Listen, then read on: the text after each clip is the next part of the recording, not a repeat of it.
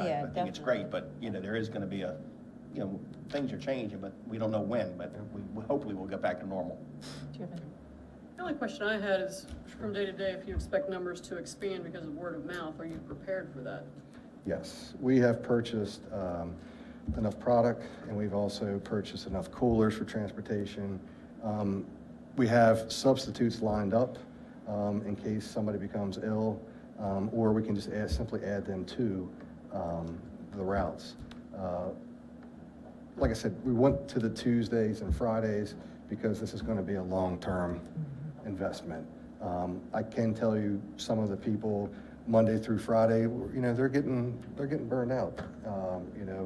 Making 2,000 meals a day is at 4 sites. That's 19 people making that. I mean, it's, so I do see some fatigue with those individuals, and I do see some, frustrations. So I think that with going to the Tuesdays and Fridays will help out. But yes, we have a plan in place if it does dramatically increase. So have you seen at any of the sites now where you've run out and had to send them to a different site, or had to So come back and get supplies? that's a good question. That's the hardest part. And I'm is estimating, because I can tell you weather's a factor. The day of the week appears to be a factor with how many students are going to come out. So what we have set up, we have basically runners that are going from site to site, and they call and go, hey, we're down to 4, we're going to need more. So that one runner, say John Murdoch, he's in the bus, he's traveling to Sellersville Middle School to grab 20 more to bring up there. Because some days, I've seen the counts, some days it's 171 at a place, and the next day it's at 90. I mean, I've seen those fluctuations, and the last thing you want to do is run out of food and not have enough made, or you have too much made and it just goes to waste. But we do have runners going between there. And that Have you was, seen that though, Sid? Have you seen food that hasn't been used? at first, with the regulations that we have, that MSD has in place, yes. But I will say it has dwindled because we kind of know the numbers, but it's still not an exact science. And that, when you have the backpack program, we try to average out what those counts are. And like I said, you may see a 30, 40 person drop one day. And if it rains, that's a factor. We have tents set up, if it rains. I will say, a great idea Morgan Ellen had also was using our school buses to transport it, because we did have some people that were afraid when they saw just a van sitting up there. Hey, what's that van for? The big yellow bus up there has been a great asset and great advertisement. You don't want a police car to show up. No. They do not show up. No, so, But the buses help. yep. Any other comments on, Great job. you have on here bus contractor pay. So the bus contractor pay, at some point, we need to discuss, not our county drivers, but we need to discuss the contracted drivers with the 4 LLCs.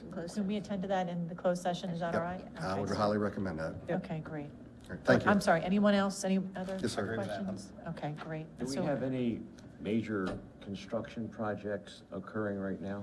We, at Kent Island High School, we have the fire alarm installation, and we also have the EMS installation, which is still ongoing. That's ongoing and not a Yes. problem. Is this the time, if some of these people, employers, have people that need to work and don't have work, that we can get a better deal and have them work for us? Those, Carla and myself and Jim O'Donnell have been looking at that, because it is a good time for that. Yeah. It really is. I noticed that they're almost giving away roofing, for Mhm. instance. It might be something, if somebody has the time, And we've, that we can save some money. in the past 3 weeks, we've had roofing, not major roofing projects, but we've identified areas that we were having problems with leaks and have been able to fix those, where when school was in session, we couldn't have. The workers are on top of the roof, so it works out great for us. We have been able to do, if you ride by Queens County High School, paint the doors, do exterior projects like that, to try to maintain everything. Because I don't know what the summertime's gonna look like for us. So if there's anything on our punch list that could be done now, that would be great. That's what we're trying to knock out, yep. Okay. Yeah. And With also, with being safe too. Yes. If we have some employees that don't feel comfortable being out in this time, we can totally understand, you That's know, correct. their trepidation, and don't want to force them into doing it. I mean, if they want to, I mean, that's great, but I don't want anybody to feel like they're being forced to go out in these very difficult times. And we have the protocols put in place when they enter the building of temperature and, you know, if they had any signs. We do require our contractors that are working at Kent Island High School to wear masks and gloves while they're in the building. But some of those projects still have to occur, you know, right now. So we're getting a pretty good deal with that. I was looking at the capital budget, and depending on action with the county commissioners, there's some work that could be done starting July 1st. Or maybe earlier, I probably not, but So probably the next board meeting that we have, I'll be bringing some contracts to get approved so that when school does get out, we're already lined up with those contracts approved, because if we don't do that in May, the contractors are gonna find other jobs to go to and line those up, and right. we're gonna be on the end Time is of of the it. essence. Yep. All right, thank you, Mr. Yep, Pender. thanks. And just before you leave, Mr. Pender, just want to acknowledge Julie Hickey and Margaret Ellen, Ms. Kay, and also Mr. Pender. We recognize Ms. Kay and Ms. Hickey with the COVID-19 alerting and readiness group, our CART group, because of the work that they do around the food service. And Mr. Pender is a part of that, so thank you to all. Thank you. Thank Yep, you. thanks. And next, we're going to talk to you about our continuity of learning plan. And Mr. P is going to lead us off on that. Good evening. For the record, my name is Greg Paluski, Deputy Superintendent, and I am honored to be before you on behalf of the superintendent and the executive team to share with you our continuity of learning plan. And before I do that, to go over our local response and really our 3 action items, I think it goes without saying this is one of the most significant changes in American education in about a 24-hour period. And what you're going to see is a lot of work that's been done by a lot of people. So let's get right to it. There are 3 phases to our plan. The first is to plan and organize, and I'm going to go through that with you, what we've done since we were notified on March the 12th. Then I'm going to talk about our implementation and support phase, which is what we're in right now. And then I'll finalize that with our phase 3, which is our evaluation and adjustment as we all wait and possibly continue thinking about an extended school closure beyond April 24th. And then with a recent report today, even suggested by the state superintendent to potentially start planning for a fall online learning, distance learning situation, depending upon the state of things in Maryland. So first of all, let's talk about what happened and what we've done in phase 1 to really begin to start on April the 1st. So as we were notified on March 12th at around 4:00 p.m., and the governors and the state superintendent had mentioned that schools would be closed for a 2-week period of time, we immediately began working with our school principals and specifically our teachers that literally had a very short amount of time on the 13th of March, which was our last day that teachers were actually physically face-to-face with students. Want to thank our teachers for that because they had pushed out a variety of materials to send home with students on March the 13th. We've also, we indicated to make sure that students took their devices home within grades 5 to 12, and I'm going to talk about 3 and 4 as we move forward. So that was the initial push, and there was a lot of information, a lot of materials that went out to parents and students on that particular day, and that had served us well over the next 2-week period. The expectation from Dr. Kane for teachers during that 2-week period was that there was no expectation for online teaching, and there was no expectation that anything should be graded during that 2-week period. So our focus was on continuity of learning. in support of that to make sure that students were still progressing in their learning where they were on March 13th to continue to be able to do that. We pushed out a variety of resources from the Division of Curriculum Instruction, from the Maryland State Department of Education, and then in that time, and I'm going to show you as part of our survey results, the overwhelming response by our teachers in that 2-week period to keep students moving forward. We did a large assessment within the Division of Curriculum Instruction to assess what tools and resources that our teachers had to make sure that if we were going to extend this over a long period of time, that we were ready for that. And overwhelmingly, our teachers have a variety of curriculum resources, and I'll share a little bit of that. One thing that did come up out of this was a concern around career and technology education, because as you know, that is a combination of not only content, but there's a huge lab component, a physical working with machinery in the lab component, and I'll talk about that a little bit later in regards to CTE. We've made some progress in that area. And the other area was simply in the performing arts area. And I'll talk about that a little bit later, because since the beginning of our planning, there has been a lot of resources from the Maryland State Department of Education as it relates to the performing arts. Finally, part of that first phase in planning was a survey, which I'm going to share those results with you, that was sent out to our parents and our students. And we also sent one out to our teachers to be able to assess not only where they were in their process of connecting with students, but also really what we're after here is their connectivity, their internet access at home as well. And I'll share those results with you. During phase one of that planning process, we'd also met with our administrators on a variety of times, and I'm going to talk about that a little bit later. And just to note to that, we probably have met with them virtually, I would say, Dr. Kane, anywhere between 2 or 3 times in a week, checking their progress, checking out where their teachers are, and so forth. And that has been a great feedback loop as we move forward. Let me share with you, very highlighted, some of the survey results that we got back from our parents and our students, really that started at the beginning of the first week that we were out during the initial first phase of school closure. We had over 700, we had 752 responses, self-reported. There were 5 questions. If there was a family member that had multiple children in our school system, we simply just wanted one for that particular household. So some of these might have multiple students, but you can see we had overwhelmingly, at least all of our, some of our parents in all of our schools at least responded to this. So I think that was very positive that we had, not all, of course, but we had a very good response at 752. So this question was about internet service that's currently available at your home. So you could see how that 752, that almost nearly 95% of those that responded said that they did have internet service at home, with around a little over 5%, about 40, nearly 40 households that said that they did not. Now, interestingly enough, it's not only having internet access, but it's also about the reliability. So you can see as these results change slightly, that about almost like 80% now of that survey results saying that their internet, they did have access, but it was reliable, whereas we got into just around 21%.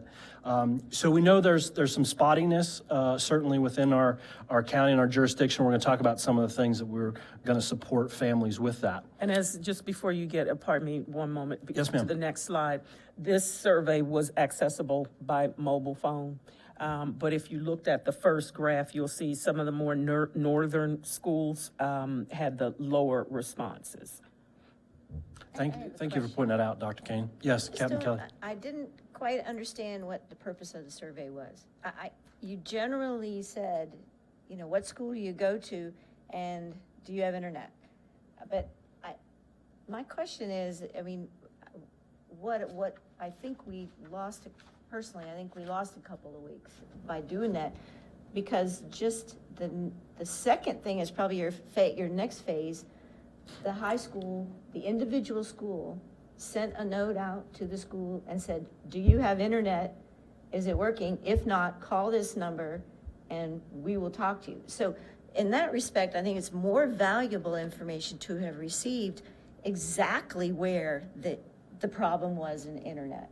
Is it Barclay? Is it, you know, instead of do you have it? I mean, we know we're missing, some places are missing it, but I don't know what the purpose of that was. I'm not sure what you gained from that, and maybe you could fill me in. Well, one, Captain Kelly, is we're trying to triangulate as much data as we can. So looking at from a systemic standpoint, but also looking at an individual standpoint as well of our individual schools. So we also get that feedback from our individual principals when we talk about connectivity or issues that they're having. They feel the number of students that they have in their individual school. So it's simply just another piece of data for us to be able to try to pinpoint what is the large capacity of the need in order to target resources to families as quick as we can. And I'm going to show you with some of those resources that we've been pushing out and in some really real world examples where we had some parents just not too long ago, within a week ago, they didn't have internet access. And they asked what resources were available beyond, whatever communication that they had. And I'll show you the Atlantic broadband. Within 24 hours, that parent had internet access. Great, but I'm just saying, I think we wasted time on this, in all honesty, because we have a general idea that majority of people on Kent Island have access.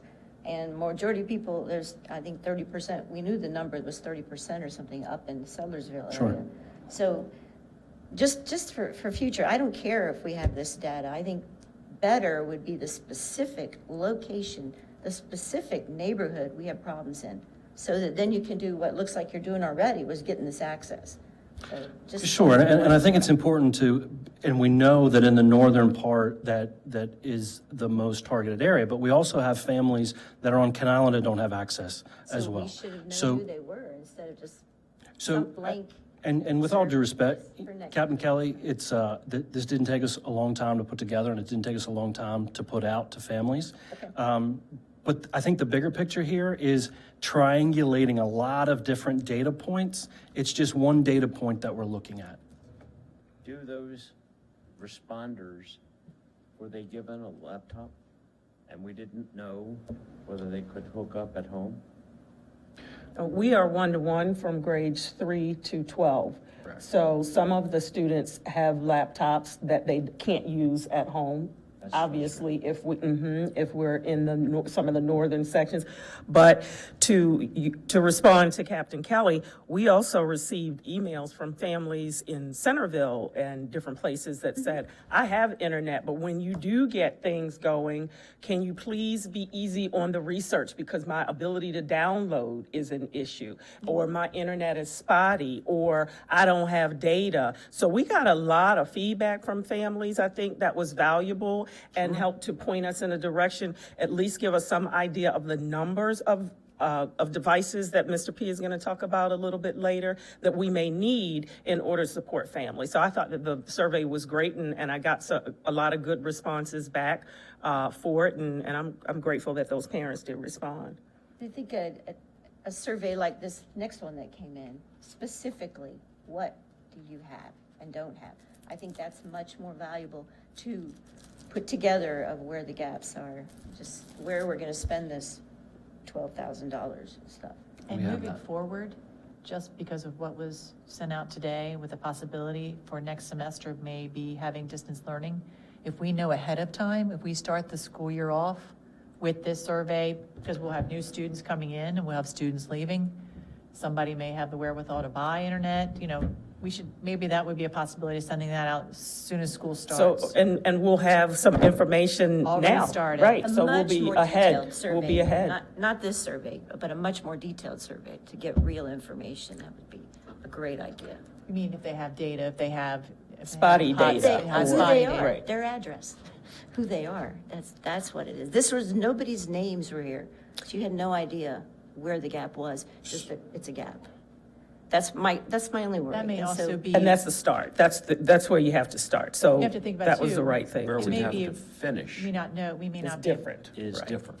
We may not. We also want to have protect the those privacy of our Exactly. families at the Exactly. same time of trying to get, and not get too much personalized information, but Thank you. still getting to know where there's a particular need and better understanding. So simply, this slide is just to provide the public with a variety of different options that are out there that we've been pushing.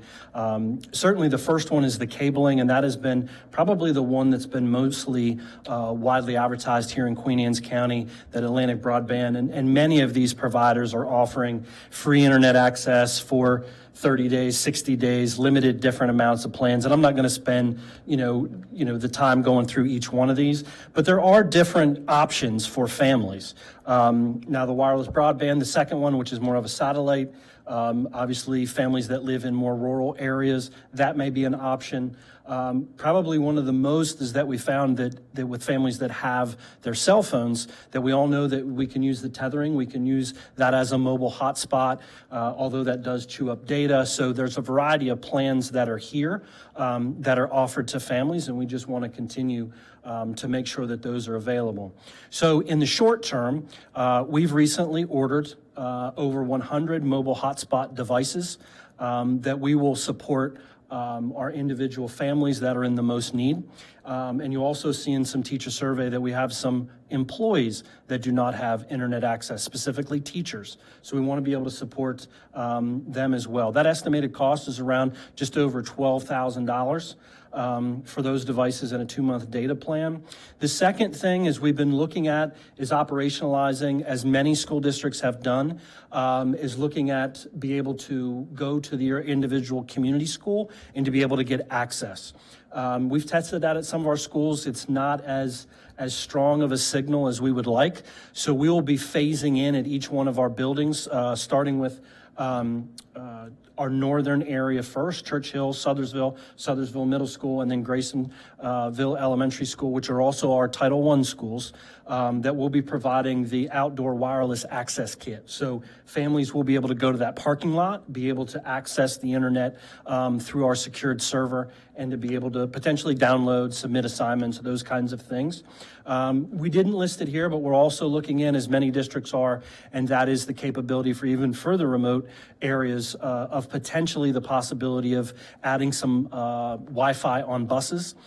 Some jurisdictions across the country are doing that, and they're doing them in very, very rural parts, even though we know the northern part is most rural to us, but a community like Crumpton, as an example, might be where we could put a bus at the fire hall, as an example, rather than that family having to drive to Sothersville. So those are some of the things that we have in the immediate that will continue to provide an update to you as we move forward. I have another question. Yes, Captain Kelly.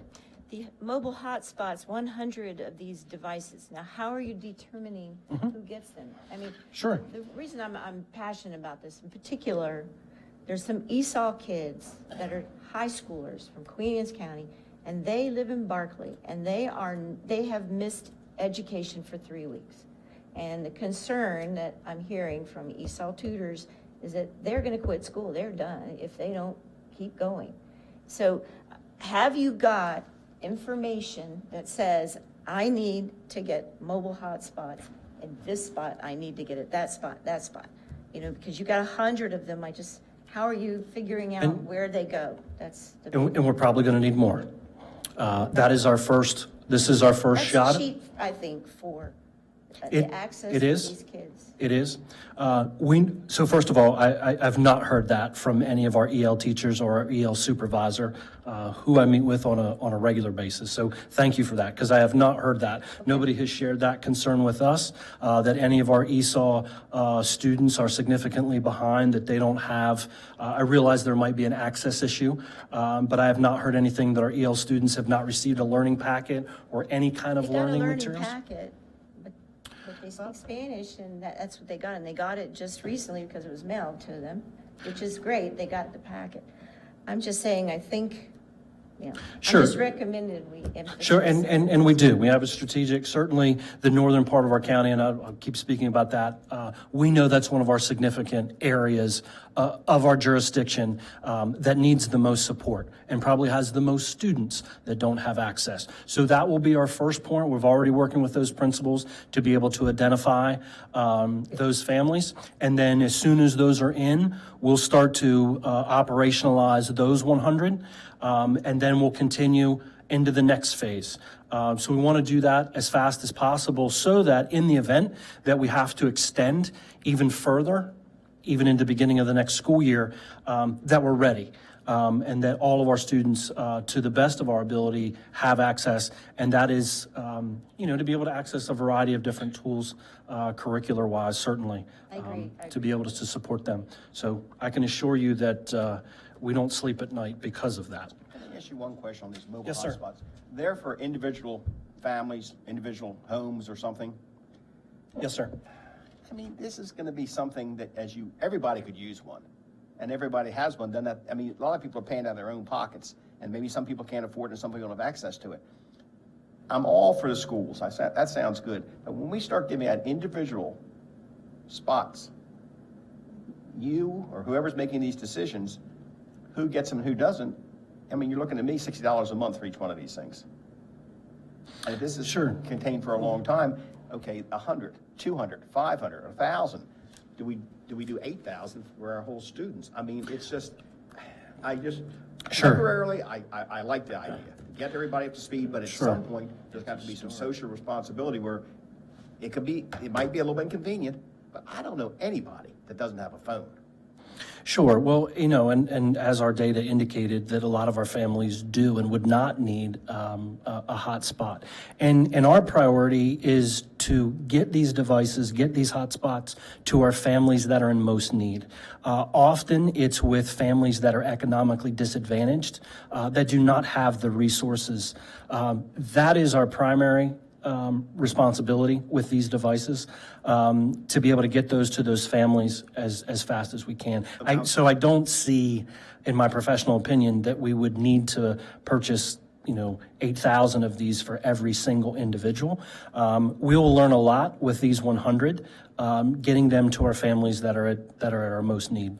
And then we have to recall also that it's not always just that I have a mobile phone, but it's the data. It's the data The plan. download. Well, I Yeah. understand, but what I'm saying is people have to make some social decisions. Maybe they don't need a phone, they better have internet, one of the two. And I'm not saying that's what to do, everybody's got their own decision to make. But I'm all for a couple months seeing how this goes, but how far this we're signing a two-month contract with these, and then they're off the books. Well, Well- it depends on how long it goes. Correct. We don't know what's going to happen here. We don't know if we're going to have to use some data for a recovery plan over the summer before we even get to the fall. So there's so much that we just don't know. But what we do know is that we have a responsibility to ensure that there is equitable access for all of our students. And so we start there.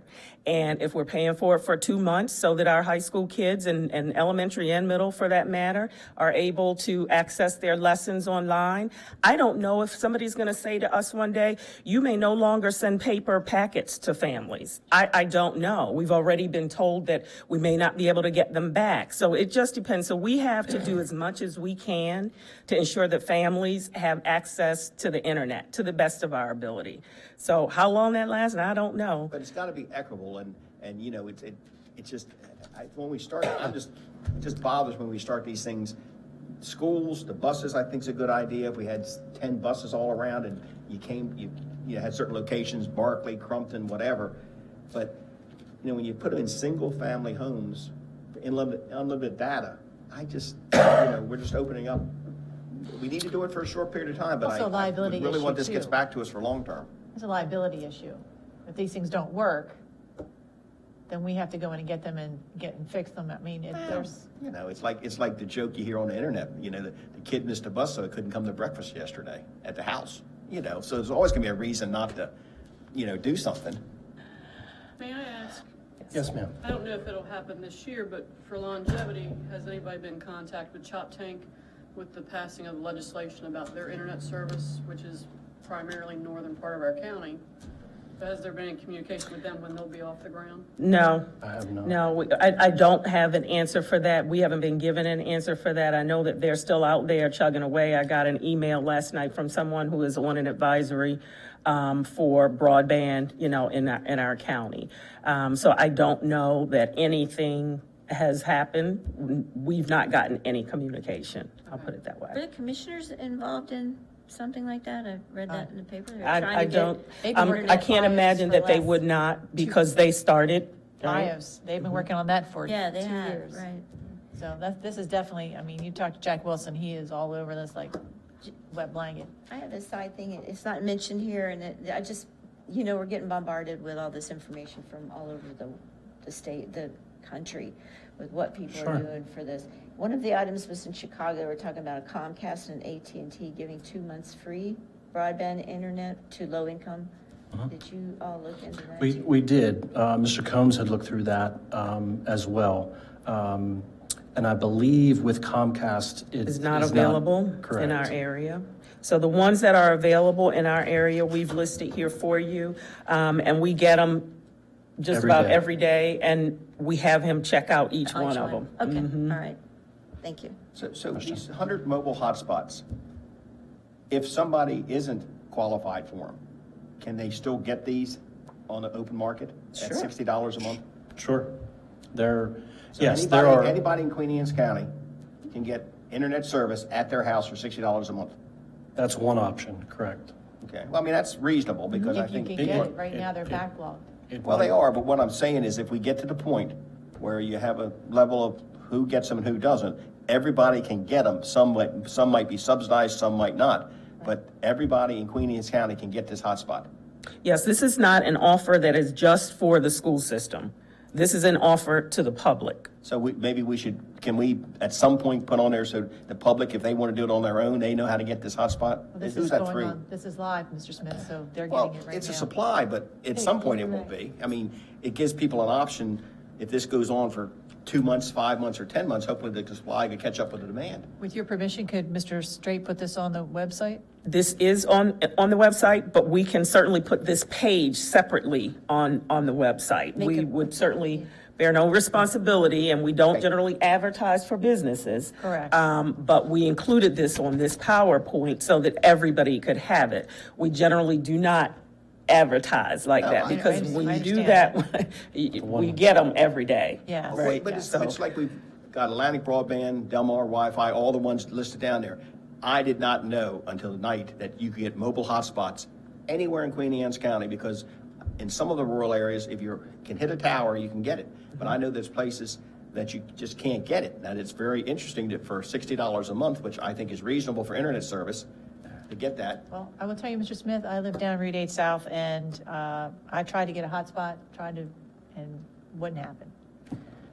So, But now I'm reading this and you're telling me we can, right, Greg? there's some, like you said, there are some spots where it just doesn't pick up. And I think it's really the individual family and where they live, but they're available. Now, whether or not, Works. I'll give you a real world example. My wife and I have a hotspot where we live in a very rural part of Churchill. Sometimes it works great, sometimes it doesn't, but that's our only option.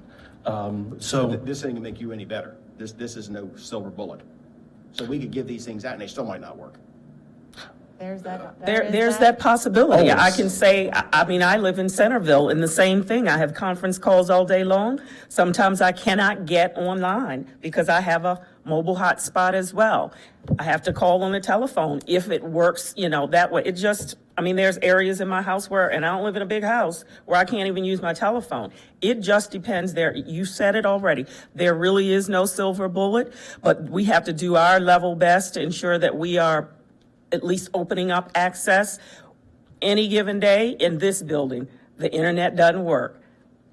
It's Well, just I mean, how it is. So we're not gonna be able to meet 100% service in Queen Anne's County, no matter what you do. I mean, it's just not The effective. school system isn't the solution for broadband across the county. Right. We do our best to give access where we can. If the device is working and if internet is available in that area, we're good. If internet isn't available on any given day, just like it may not be here, you just won't have it. And you try again later that day or tomorrow or whatever. So it's not any 100% guarantee for anything, just like we don't have here in this building or at home. That's what I mean, we're not gonna be able to reach, unless the county or state does something for the whole place geographically, more towers, whatever they have to put up, Infrastructure, it's not gonna be there. it depends. Well, Yeah. we'll work on The it. start is, what are the requirements to make sure that we do not leave somebody out? And we don't know how many of those somebodies we have in actuality. We know basically. So there are ways, once you identify what your mass is, to qualify our programs with the state board and the law and our own requirements. Then it's up to IT minds to figure out how we reach those families so that those children have equal access to learning capabilities. Now, what we're discussing is something that happens after we get all the rest of this understood, which is what I think you were trying to do. You're trying to institute this so that some of this is happening right away, right? We're not gonna wait till next fall. As soon as they arrive. Right. We're going to put There's them in the some hands very- of students. Very stringent requirements that we have to provide in order to use something that 90% of the people can enjoy and 10% can't. We have to figure ways to get the 10% access to the same learning capability. You know, we could go on and on and on, and I've been participating in discussions on internet for the county, which collapsed because it was a Ponzi scheme, and now it's still going on. It's going to take forever. And the vote isn't for sure, because Ken Island has it, District 2 has most of it, District 3 has it, District 1 doesn't have it. The last mile connection is going to be very expensive, so other people are going to have to pay. The conversation goes on and on and on. Well, let's deal with us, and let's find out who the folks are that need the help, and let's get it to them. And let's have everybody, now whether they use it or not is their choice. We provide, they use. So, seems like a simple game. That's the plan. Okay. So, Queen Anne's County High School, you don't have them as getting access one of the little kids. Queen Anne's County. So it'll be a phase-in.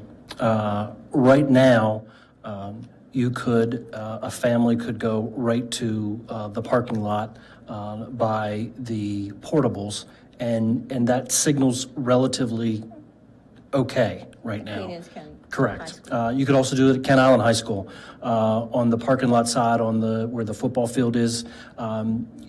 Depending where you are right there, you could get internet access as well. So we've been spot checking all of our schools. In some places, it's better than others. What we found is if we go this route, the signal will be much stronger. So this is phase one, again, to attack our most neediest areas. So we plan to phase this in for the remainder of the school year, in hopes by the time we get to June, all of our schools will have the outside Wi-Fi. Oh, okay. That's our And I plan. would advertise too, just let these kids, because some of these high school kids aren't getting their education and I mean, obviously they can go to Churchill Elementary and get the, get Sure, their work, but sure. I just think, And- yeah, more we can tell them. Sure. the better. Okay, so I'm can I- glad you're doing I, that. I would agree. Thank you, Captain Kelly. So as far as purchase orders, just to clarify, this first set that went out, we don't have to have a vote on. The next set, if it gets beyond the 25,000, just to reiterate, that we will have to. Right, and they haven't Okay. gone out yet. Okay, I And just so- want to and make to your everybody aware point, of that. Everybody will know when they're up. Okay, great, thank you. So let me just highlight some of our teacher results, and let me lead this by saying we simply have awesome teachers. What this shows you, number one, is just about every one of our teachers took this survey, And what the first question is really asking is, have you reached out to your students in some kind of fashion, checked in with them? Check that out. That's 83% with no expectation to do online teaching or anything. And I know certainly superintendent, myself as former classroom teachers, we'd be doing the same. And I think it just speaks to the dedication that our teachers have, that they wanted to reach out to their students well before we set it up as any kind of expectation. And simply, we were looking at, these next two, again, it's a cross-section, their estimated percentage of students that have access. And the big one really there at the bottom, how comfortable do they feel about delivering resources online? And that's equally strong. That's just about 86, 87%. That's very, very powerful. So when we, had to launch there on April the 1st, I felt very confident about the results of this and what our teachers are able to do. Equally, we wanted to check in on our employees, specifically our teachers, about their internet access. You can see the vast far majority does. We do have 7 that do not. Again, if you have access, but is it reliable? So, we think about students, but we also have to think about our employees, specifically our teachers, to be able to help to deliver. So the last thing as part of this survey, yes, Mr. Anderson. When you have a group like the teachers who are not comfortable, there should be a push. If you're not comfortable, why? And have a checklist. So you. Well, it almost, it matters, but we've offered professional development and we'll continue to, because they have to Well, they get say- comfortable. But it would be good to know. It may be that their students don't have internet, so it won't be useful. It'd be nice to know why our teachers, a very small quantity of them, are not comfortable in teaching over the internet. That's all. It could be something that we don't know. We can assume that that's the correct answer, and it probably is. Well, and I would just add to that, most of what we found through that survey results end up being our primary teachers. Those teachers from pre-K to 2, the day-to-day kind of interaction, that reading. Chromebooks? I'm sorry? Did they get Chromebooks? They do not. That's Children? Then that's one. from 3. But they do interact with a lot of different technology, but we've targeted that. We also heard that from our primary principals as well. Same reason. So what I wanted to share with you here was just some other survey results, because we asked them, what additional resources, what supports, and many of these things have actually been taken care of. The teachers said, the elementary teachers, hey, our students in grades 3 and 4, they didn't, we don't issue those to go home, but we do now. And all of our schools, and we're happy to say, our 3rd and 4th graders, when we've allowed limited access to the buildings, that was the first thing that principals wanted. They heard that loud and clear from their teachers. So we're very proud that that's happened. Certainly some resources. Google Meet, and I'll talk about that in a minute, in Google Hangout. So our platform, which is in Google Suites that we've been using now for just around 6 years. Google Meet is the platform that's used for interaction and can be done safely between teachers and students. One of the biggest things that I always remind folks, especially as we moved into this, because there's always an abundance of I need more tools, or I'd like to use this tool, and we've sent this out to our families as well, as student safety and privacy is number one, and we want to make sure of that. That's why some jurisdictions had gone out there with Zoom platform that's been very popular. However, there's been a lot of media attention around not having the privacy component such as Google Meet does. In fact, just this week, we received notification that the government agencies will no longer be using the Zoom platform because of safety and security reasons. So we've only allowed Zoom between adults. We have not allowed it between students. However, effective Thursday at 5 o'clock, no employee in Queen Anne's County Public Schools will be able to use the Zoom platform. Now, with that said, we did hear that a lot of our teachers wanted Zoom professional development. So within just about a 24-hour period, we've trained just over a third of our teachers, which is pretty amazing. They wanted more professional development on Google Classroom. I had an opportunity to observe that. And I can't tell you how proud I was to observe it. We had PE teachers in there. We had art teachers in there. We had teachers in every content area. And I will tell you what made me so proud is that they're trying and they're seeing that as a tool. And some of them that might not be as tech savvy, they're trying that technology. And the more they do it, the more comfortable they're going to get. So, kudos again to our teachers of trying something new. We also heard that teachers said, I'd like to get some materials out of my classroom, or my students need more printed materials. So with the superintendent's permission, our principals do have limited access to their building, those protocols. So we've been able to get more printed resources out to our families, which has been amazing.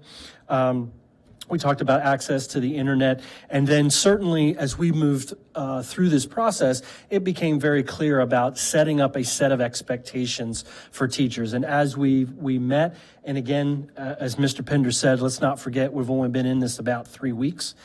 So we continue to learn more. And that really moves us into the second phase, which is where we are now. Phase 2 of our implementation began with students on April the 1st. And it began on March the 30th. We had 2 days of professional development with our teachers, some planning time, and then we began that interaction piece more formally on April the 1st. I'm not going to go in great detail due to our time, but certainly what we've communicated that in collaboration with our supervisors and our principals, it is a set of expectations for our teachers. And that goes through really what we call 3 guiding principles. Number 1 is keeping the main thing, and that's student learning at its forefront. Again, encouraging teachers to use the resources that they have that are accessed, that are approved resources to be able to interact with students appropriately. The second phase of that was really in the planning, and I'll go into that in a second. We've required that every one of our teachers have a continuity of learning plan for these next 4 weeks. So what is up on every school system website is a 2-week plan by every teacher. And there's also, which will be coming shortly, which is within the next 2 weeks. So what we wanted to be able to communicate to our families and our community, not only is transparency, but what is my child expected to learn and interact with their teacher over the course of this next 4-week period. Again, if this closure continues, those will be updated as well. With that, we also set some maximum guidelines to start. These are some best practices, and I'll just highlight. So for an example, at the high school level, 45 minutes per teacher with a maximum of 3 hours a day. And I think the other thing is the superintendent and I, and working with our leaders, as we put these guidelines out, we've been preaching not only flexibility, but we've also been preaching being realistic. And we've also been preaching being compassionate, because none of us know the family lives of our employees or of the teachers or of the students that we serve. We know that there are many families that are juggling multiple students at home in which they're trying to educate. They're also trying to do their jobs at home. Some have lost their jobs. Some have lost people. So what our approach is keeping this realistic, keeping kids engaged, keeping them learning. We've received numerous feedback of appreciation because there are some states and some jurisdictions that are asking students to do 9-8 hours worth of work. And I think that we have to be realistic. And as we said, these are guidelines. These can certainly change as we move forward. We wanted to give teachers flexibility. We wanted to give families flexibility and know that this is a steep learning curve. We've never done this before. And so that's been, very successful to begin with. And I'm not sure how you came to that. That was one of my concerns too. For a high school kid who goes 6 hours a day of classes, and you've maxed it in capital letters, they're not allowed to go more than 3 hours. Is it 3 hours a day? Is that for the teachers or for the students? That's for students. Yeah, and that's, so the students don't have anything to do except some are babysitting. I know that, but I just don't have a problem as you reevaluate. I think that could be much higher. So again, this national best practice, which is where we got these actually numbers from. And again, Captain Kelly, to your point, it's a place to start. Yeah, right. That's why I'm You know, throwing and my 2 cents sure, in. sure, absolutely. And we've also encouraged, and our teachers are naturally doing this, as parents are saying, hey, my little student's, you know, moving along, do you have some more for him to do? Teachers are more than willing to provide that. Again, as we put in the document, as we move forward and we learn, we certainly anticipate that these will have to be adjusted, but they're good practice right now. I don't know if there's any continuity of learning plan across this country that's 100% perfect. And I think as we're all learning and as we're all making adjustments, and you'll see that's part of the last phase, which is monitor, evaluate, make adjustments. I'm not trying to say it's wrong, it's just, I'm just giving my 2 cents that I think it's, at first I was alarmed, like they gotta teach him more than 3 hours a day. I mean, he needs more than 3 hours a day. So I've instituted it myself. He's doing 20 or 30 SAT questions every day to get ready for that test. But I just think that it does need to be reevaluated, especially if we go way into the summer time. So I highly recommend it. And Sure. I think you may get, maybe not, but I think you may get input from the teachers that they could do more.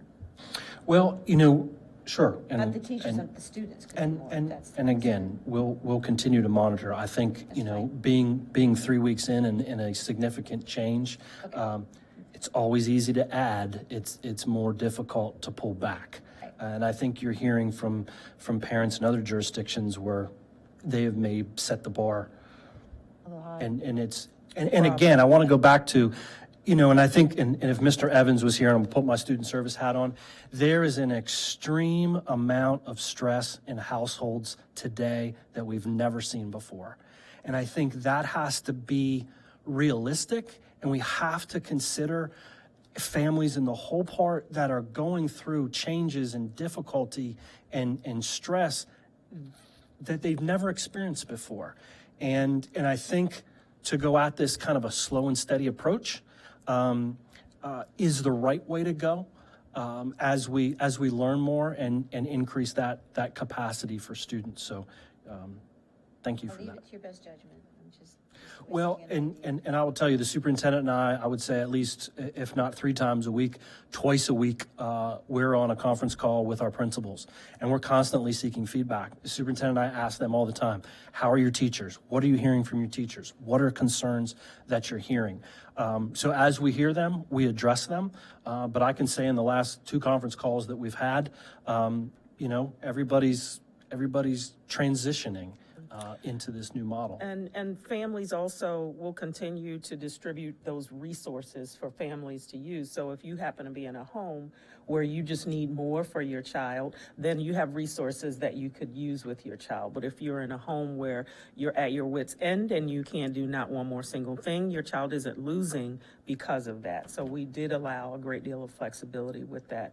And as you see, phase 3 of this plan does incorporate the evaluation and continuous monitoring, and we'll see how it goes. This plan has been implemented now for 4 days. No, it's been 5, so for 5 days. Well, with the planning, we're 3, Yeah, just I mean, beginning April week 3. Right, so, but April 1st for this. Yes, April 1st, correct. That's why we didn't have the meeting last week, because there It's- was no sense in trying to Holy moly, yeah. evaluate data that's not there yet. Right. Yes, and I will tell you, we had a conference call with our principals, and the superintendent was in a high-level meeting with other superintendents, and I was leading that on her behalf, and I was giving them direction, and literally within 20 minutes, Dr. King came in and sat down and said, what Mr. Paluski told you is now not correct. Now this is the change. So what was important about that is that our leaders got to see how fast information changes and how we all have to be fluid and flexible because it changes today. We just got some more information. So That's the one thing about our species. be able to do that. We have to adapt in order That's to right. survive. That's right. And we have to be flexible, and we have to be patient and Woosah. just just take it easy, baby. That's, you know, That's it. every time, my. Ms. my- Morissette says all the time, All my time. breathe. Yeah, breathe. My staff, you Yes. know, I know how it is with my staff and my family and where we all are, so I can only imagine the daunting, catastrophic things people are going through right now, situations. So let's, you know, breathe.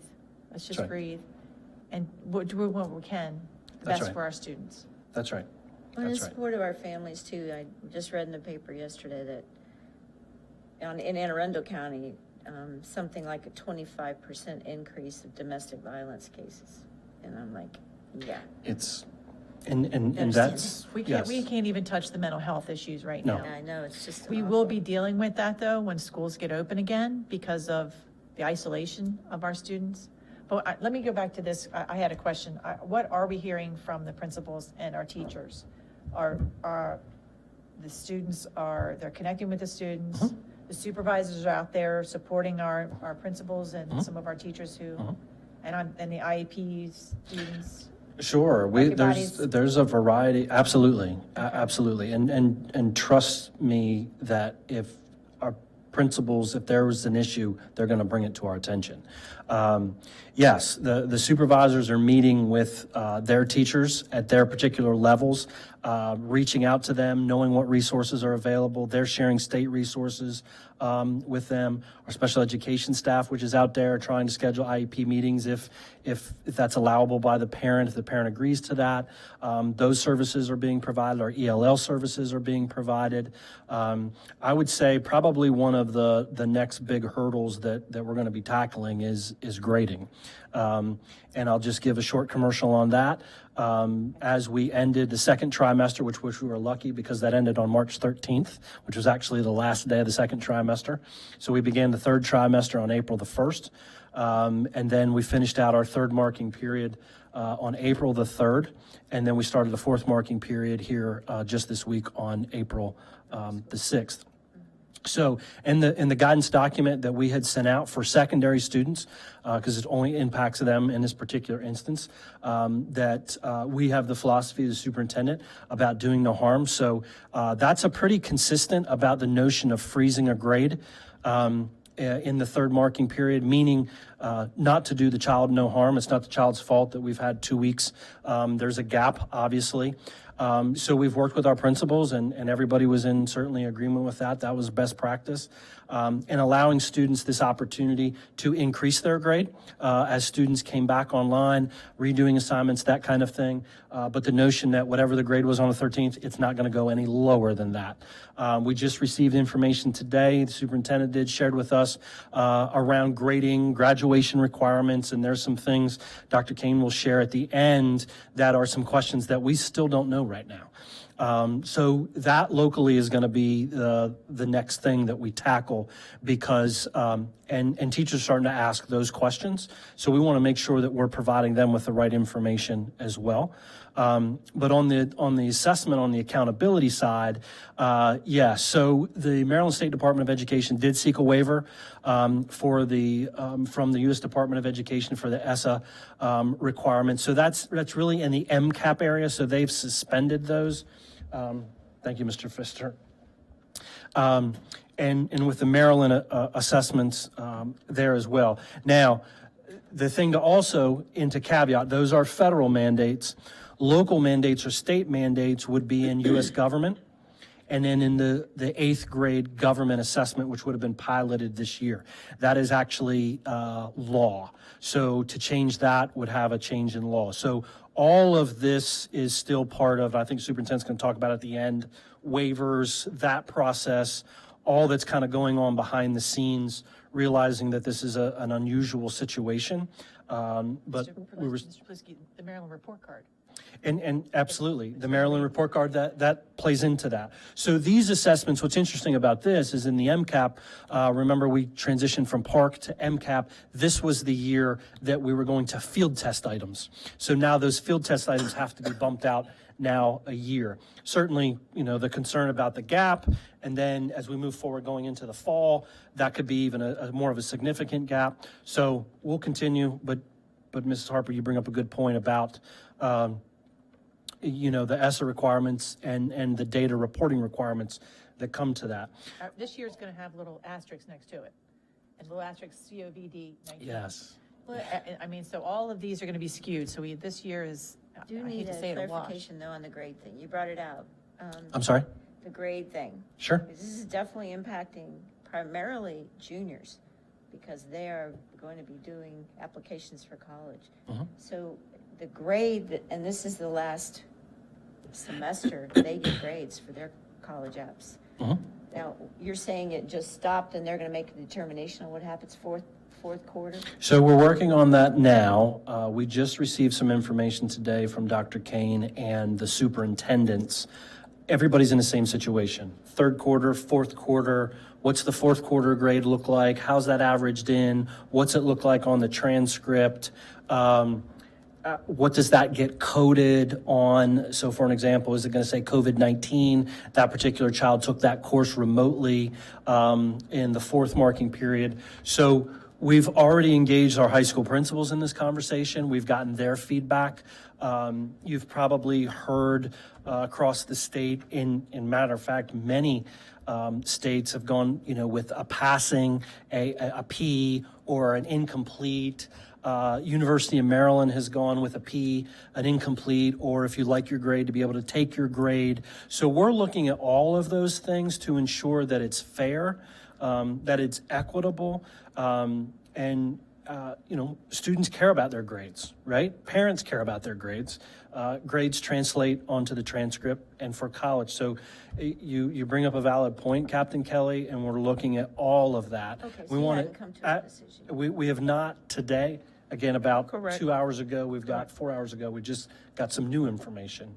To that point, colleges aren't blind to the situation. Absolutely. So Right. they're gonna Correct. see coming in that there's a difference in these transcripts versus Absolutely. previous years. Absolutely. Absolutely.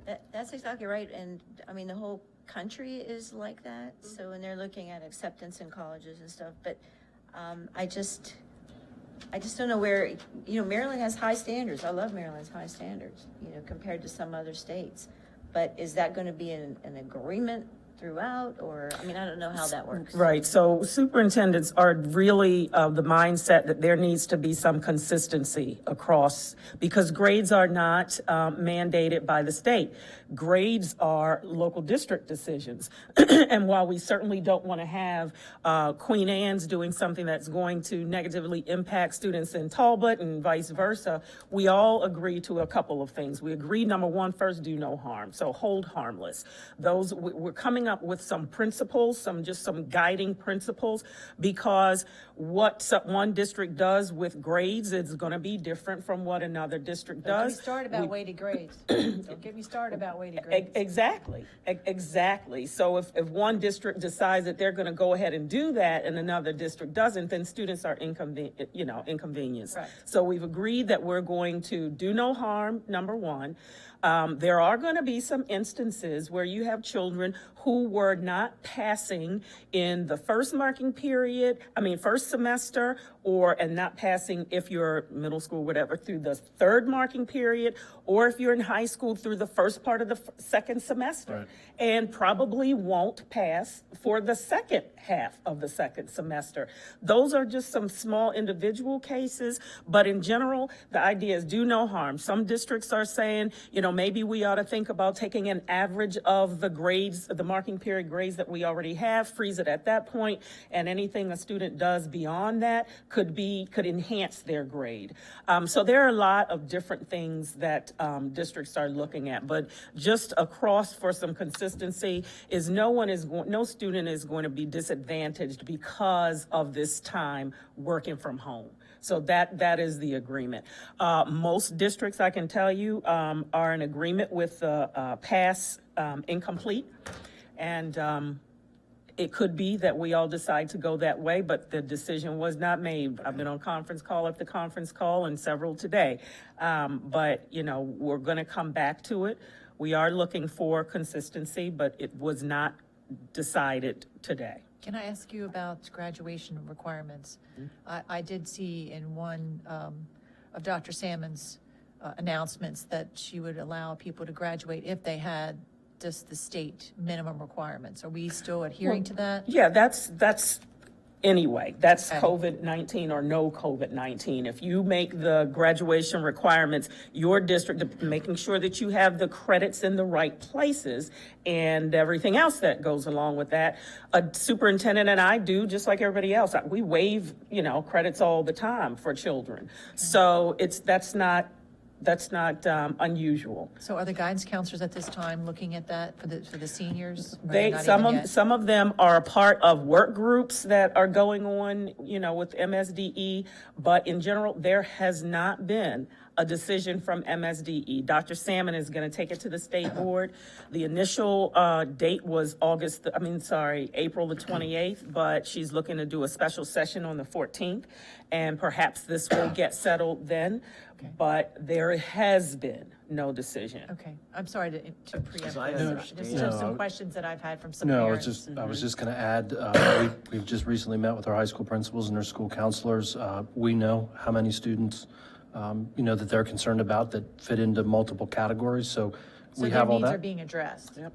We know who has what and who needs what. Okay, thank you, that's what I was That's getting well at. Your said. pass and complete would take the place of a grade, or is it optional? Correct. Or is it would- optional? It would take the place of a grade. Of the entire Second, semester?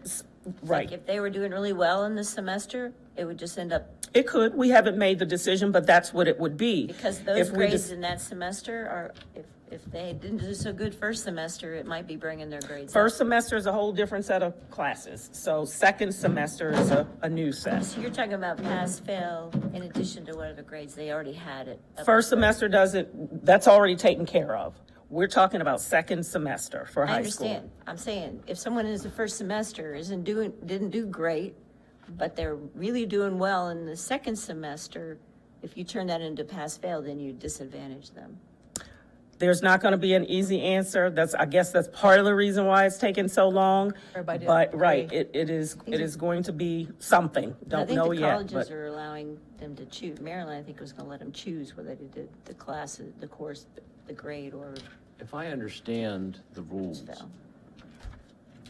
the state superintendent doesn't tell us how to do grading and so forth. But we, school boards around, suggest to the superintendent of the state what we'd like to see. But if there's no agreement, we do what we think makes sense within the rules. And the rules include giving out grades. That's the way it works. Okay, Yes So and no. you should be telling them what we want to see, and so long as it doesn't violate any rules, then at least we can get it settled. Now, there are some things that are not in our control, and those have to do with tests and so forth. But we can make a judgment about how this grading is going to work, whether the superintendent or the state board agrees with it or not.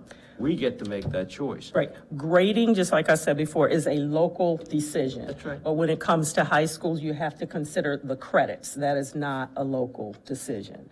That's a state decision. So But I the just state, heard but I what- just want to be clear, the state is enlisting school districts' input with regard to grading and credits. So we are sharing, what we think. There's just not been a decision It would be yet. great if all of us did it alike.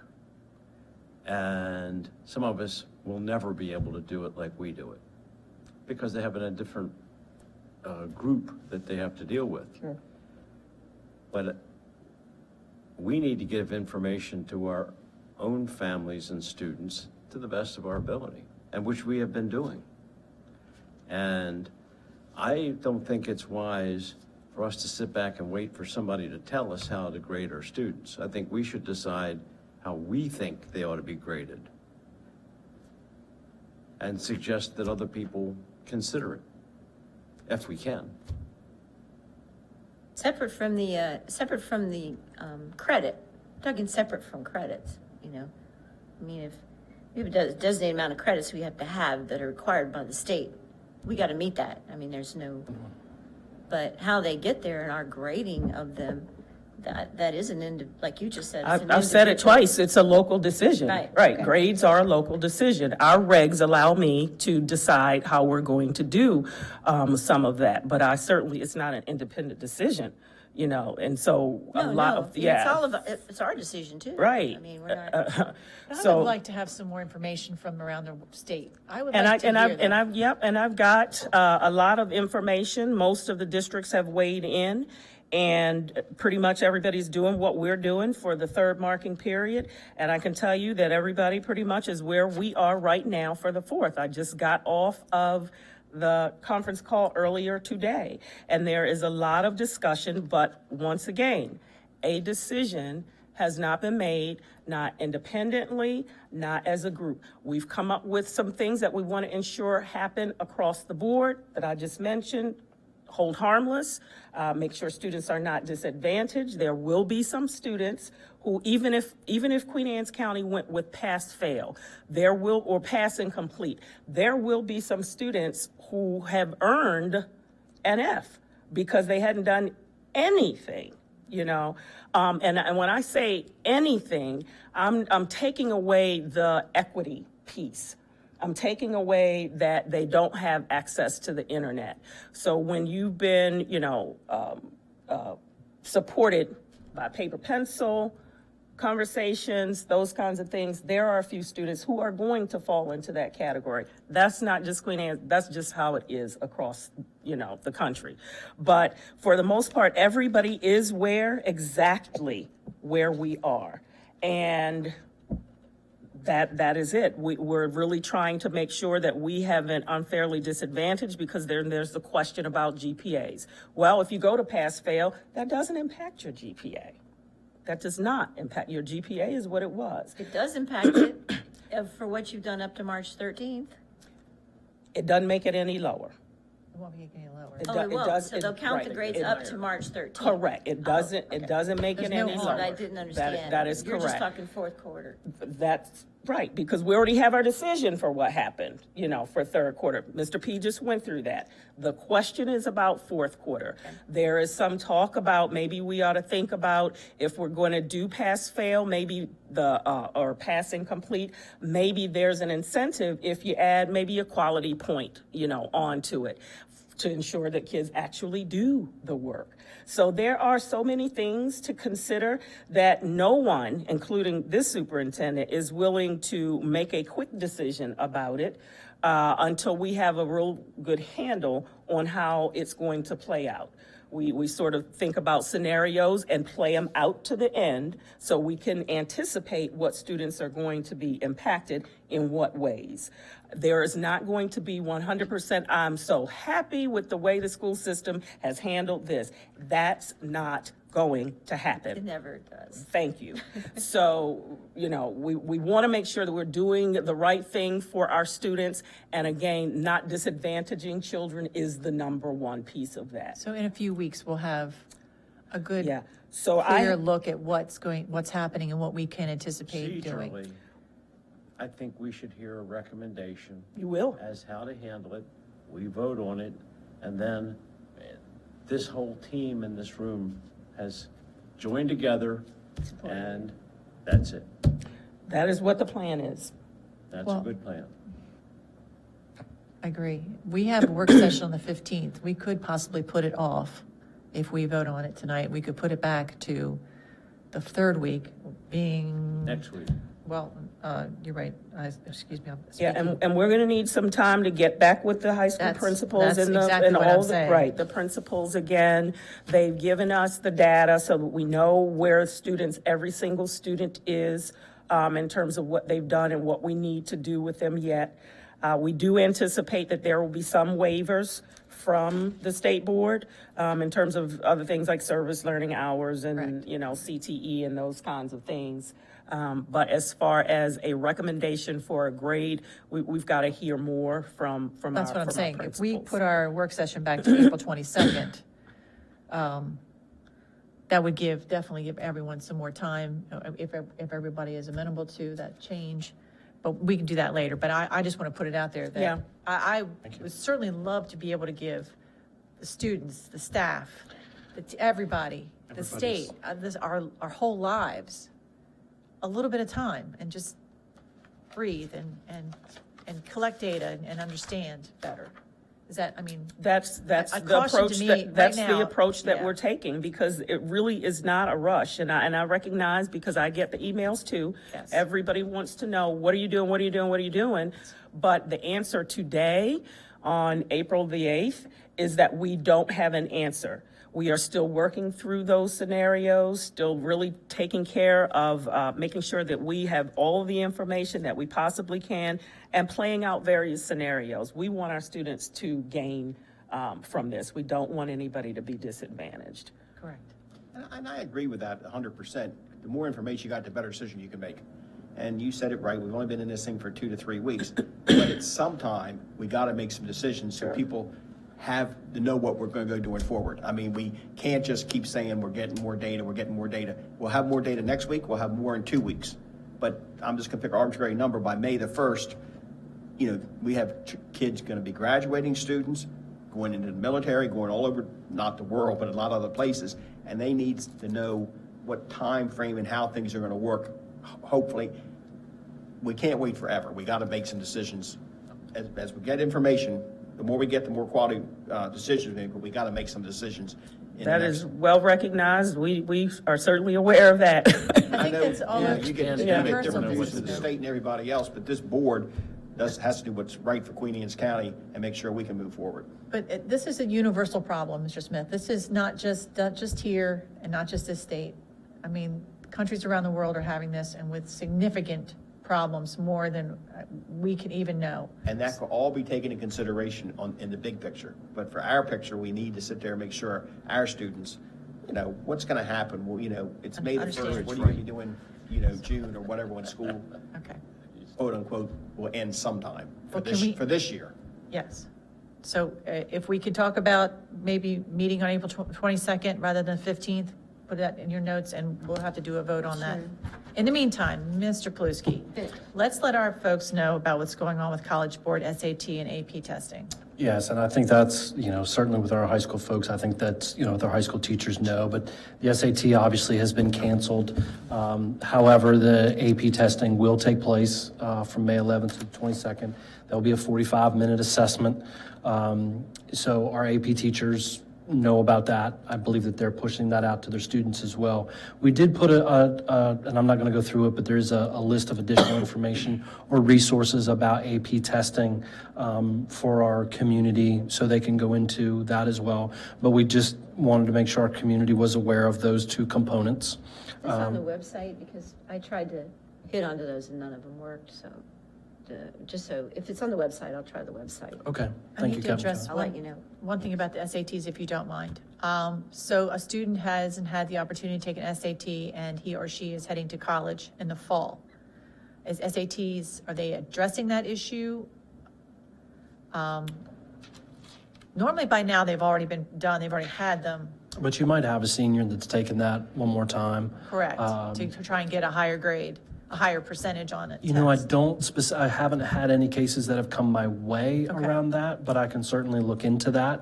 Because honestly, right now, they should already have had their letters out, they should already have had their acceptance letters. They should, but there might be, Sometimes a it's a senior for junior. whatever reason. Sure, Sometimes that it's might a be junior taken. trying to get Most into- often it's a junior, but it might be a senior just trying to maybe one more time to get a higher score. Okay. I can certainly, check on that from, what's the higher ed component to that. I have got inquiry too, is that Queen Anne's County was gonna pay for these juniors to take their first one. And that all got canceled, and so a couple parents asked me, is Queen Anne's County still gonna pay for the first SAT? Because we were gonna do it the 14th, I think, for all. Yeah, the district pays for both high schools. Right. So when we do our school day SAT again, we'll continue to pay for it when we do it again. Thanks. Yeah, When that's- it gets Right, rescheduled. reschedule, I'll pass that on, I was asked that. So, and we somewhat talked about this, but part of our phase-in plan is to continue to evaluate. Superintendent mentioned that a variety of times, and continue to evaluate and adjust the plan, get feedback as we continue to adjust and move forward. And with that, I'll turn it back to Dr. Kane. And some of these things we've obviously touched upon, but I think that she wants to communicate some of the bigger pictures of what we still don't know. Thank you so much, Mr. P. And you've done a great job of just really trying to illustrate how things change. And, you know, some things are not within our control and some things are, and we want to take it slow and be sure that we're doing the right thing for our students. So we've already had the conversation about graduation requirements. That's with the credit, CTE certifications, service learning, and I mentioned that MSDE is going to seek a waiver for that one, so we'll wait to hear about that. We talked about grades for the fourth marking period and second semester. I'm not going to rehash that. Other things that we don't know yet are what's going to happen with senior activities and graduations. Don't know yet. The state superintendent was on with legislators today, and you know she's not made a decision. We have asked as a group of superintendents that we get some notice that's not like the day before April 24th. A week would help us tremendously, just so that we know what direction we're going in, and if we need to continue to do learning packets. So we're, you know, ahead of the game right now for the next set of learning packets, but we don't know what's going to happen after the 24th. We just assume, you know, that we'll continue to. That is very important, because a number of these graduation get-togethers have cost money, and people put deposits down. Absolutely. It's not going to occur. They might be able to get a refund unless it's the host organization has spent too much money getting everything together. Right.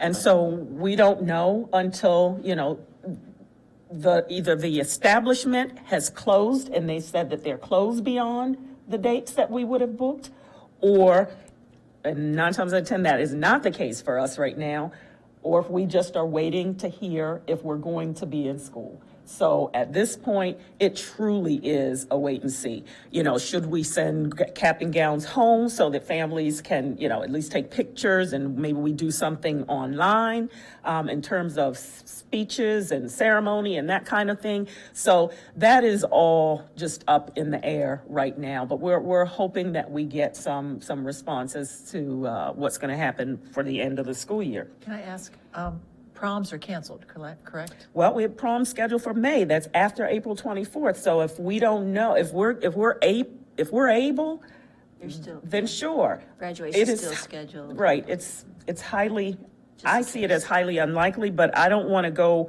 and be premature Correct. about canceling these things, because people have not only invested a lot, but it just means a lot. It means a lot to students The rite of and to their passage. families. Exactly. So I don't want to be premature. And at least one district in our state has canceled some senior activities, but that was not without a great deal of thought as well. You know, and I don't know their particular situations and if the establishments are not going to be open anyway. And I think that may be the case. Sure. But I don't want to be premature and, you know, give every opportunity to have that celebration Well, we for certainly students. don't know until we can open the state back up. I mean, as far as the businesses, so that in itself dictates what we do. Yep. Okay. Mrs. Can Smith? we talk, or you can contact with our principals and just look at some different options, because it's going to be different this year than it's ever been before. Absolutely. I mean, a month ago, we were worried about tickets on the football field. Now we're worried if we were going to have graduation anyway. We're going to have it somehow. But if we could just talk to our principals, maybe some of our student representatives. Absolutely. And sit there and say, okay, what are a couple things, if this scenario pops up, we could do it this way. If it backs down, we can maybe do a more elaborate one. But just have some options so people know that something's, you know, you're going to graduate and you're going to have something, because it's a big deal. And I don't think it's reasonable to in September, because a lot of kids are going to be off everywhere after the summer. You know, just something, and it might not work out, but at least have some plans or some options open so we can discuss it, or they can discuss it. That's the plan. And some of the other things that we'll have to, you know, sort of wait and see with regard to perhaps having to adjust our school calendar. We don't know. We've not gotten the word, or the state board has not yet waived the first 10 days, the 16th through the 27th. So we don't know what's going to happen with that. And until we know what's going to happen with those days, we can't make an adjustment to our calendar, because if they're going to waive those days, then we know what to do. If they're not going to waive those days, then we start thinking about the 3 snow days that we didn't use. We start to think what days are professional development, what days are student days. So it just depends. What we can say tonight is that Friday and Monday are holidays for our staff. They are not expected to be doing online work with students. Those are holidays. So that goes, that stays, and that's been communicated already. We'll continue to reiterate So that. can I ask a question? They're supposed to be giving out backpacks and food on this Friday. They will still be, those folks will still be doing that. Thursday. No, we do it Thursday. This week we'll do it on Everything for the Thursday. whole- Everything for this weekend will be given on We Thursday. Yeah. Go through. Thank But you. next week we'll start the first Friday. Okay, great. Thank you very much. I appreciate that. Some other things that we are still waiting on, it relates to legislation, state legislation, is the adjustment of the timeline for non-renewals of certificated employees, annual evaluations, observations, renewing teacher certifications. Some timelines we're requesting be adjusted because of this lapse. And that's, we have a long list of things that need to be addressed in terms of legislation that's out there. And we just have to wait. These are some of the many, many things, and I literally have, multiple pages of legislation that impacts school districts. And, we tried to prioritize, get it down to about 20 of them, but some waivers will be required by the state board, so that we can we'll The know. continue to do 180 business. days is state law too, so. Correct. She's gonna have to look at that Correct. if we can't get the 180 days. And different states are doing it in different ways. I shared with our superintendents today a proclamation from the governor in Pennsylvania, and he relegated the suspension of certain laws and the extension of timelines for certain things to the State Education Association so that they could do what they needed to do I'll forward it to you, during this, this state As of an executive emergency. order? It's a proclamation, yeah. That would be Yeah, helpful. so different states are going to handle it in different ways, and I have no idea how we're going to handle it in Maryland. But, there's a lot of legislation that is going to impact school districts, and we have to really try to get some relief from some of those, because some of these things we cannot do simply because we're not in a brick and mortar building. Correct. So those are just some of the things I wanted to share that are, of immediate concern. And we're working on what we can work on. And again, some things are within our control, some things are not. And we'll just continue to press forward, engage our families and our educators and certainly you, the board, and make some decisions as we move forward. The list of these timelines based on legislative activity, do you think we should, as a board, sign something and send it to the delegation of Queen Anne's County and say, hey, we have these problems, can you push from your side? So we, as a PZAM, our state superintendents, we have forwarded a letter to the state superintendent for some concerns and things that we really need to have some attention for. And I would say hang on for 1 second, because sometimes more is not better. She's got quite the job on her hands as well. I wouldn't want to be sitting in her seat right about now. And if as we move forward, if I believe that is going to support our cause, I'd be happy to help draft that letter. Yeah. Okay. I think, I don't know what she can do other than voice a concern, but I think our school system, represented in people in this room, needs to be heard at the legislative level. I had conference call today with Senator Cardin and Senator Van Hollen, and They're federal, I'm talking about the folks that are in the state legislature, the senators, legislators, and so forth. I mean, I not the say law senators? was created by them. Mr. Aarons and. You mean Gil- county? Gilchrist. Yeah. County. No. These are State delegate. Eastern Our state Shore delegates. legislators. The Eastern Shore delegation. Yeah. Yeah, and that's absolutely a thought. What we don't want to do is we don't want to create a situation where we're bombarding her and it's not going to make a difference, but, The point is sometimes that I more don't think isn't any better. of us really know all of that that's on that piece of paper, so you're going to have to educate us before we do anything. Sure. Yeah. Right. There might be something Absolutely. horrendous in there that we better, Well, I assure you, if it was something horrendous, we would be waving that flag. thank you. I can assure And it you of won't be that. the surrender flag. Right, exactly. Any other exactly. questions? I have one last question. On the special ed, I know that's Sure. a real challenge. Yeah. But after talking to some legislation people in May, I guess we have a 30-day grace period where we can't get sued or something if we take a little while to get our IEP for a special ed organized, how we're going to do it. Are you talking about scheduling meetings? I guess I heard that IEP 30-day grace period on. I think you're talking about scheduling Yes, meetings. And so yes. we're contacting our family, so we don't have to worry about that 30-day meeting. Although that is one of the timelines that some states are asking, the governors are saying, let's try to relax that. And we did ask our senators that we spoke with today for some support in that area, because that's what you're talking about. Right. But we've already started reaching out to our families, and I think that we'll be okay. But when you're in some of the larger districts, we've got, 1,000 people. Some districts have 18,000 Yeah, people, right. right? But that the other they- things they brought up was, we're obligated by a lot of legal cases and stuff for special ed. So they recommend we keep great detailed journal on what kind of items we're helping them with, what kind of their accommodations we are Sure. doing.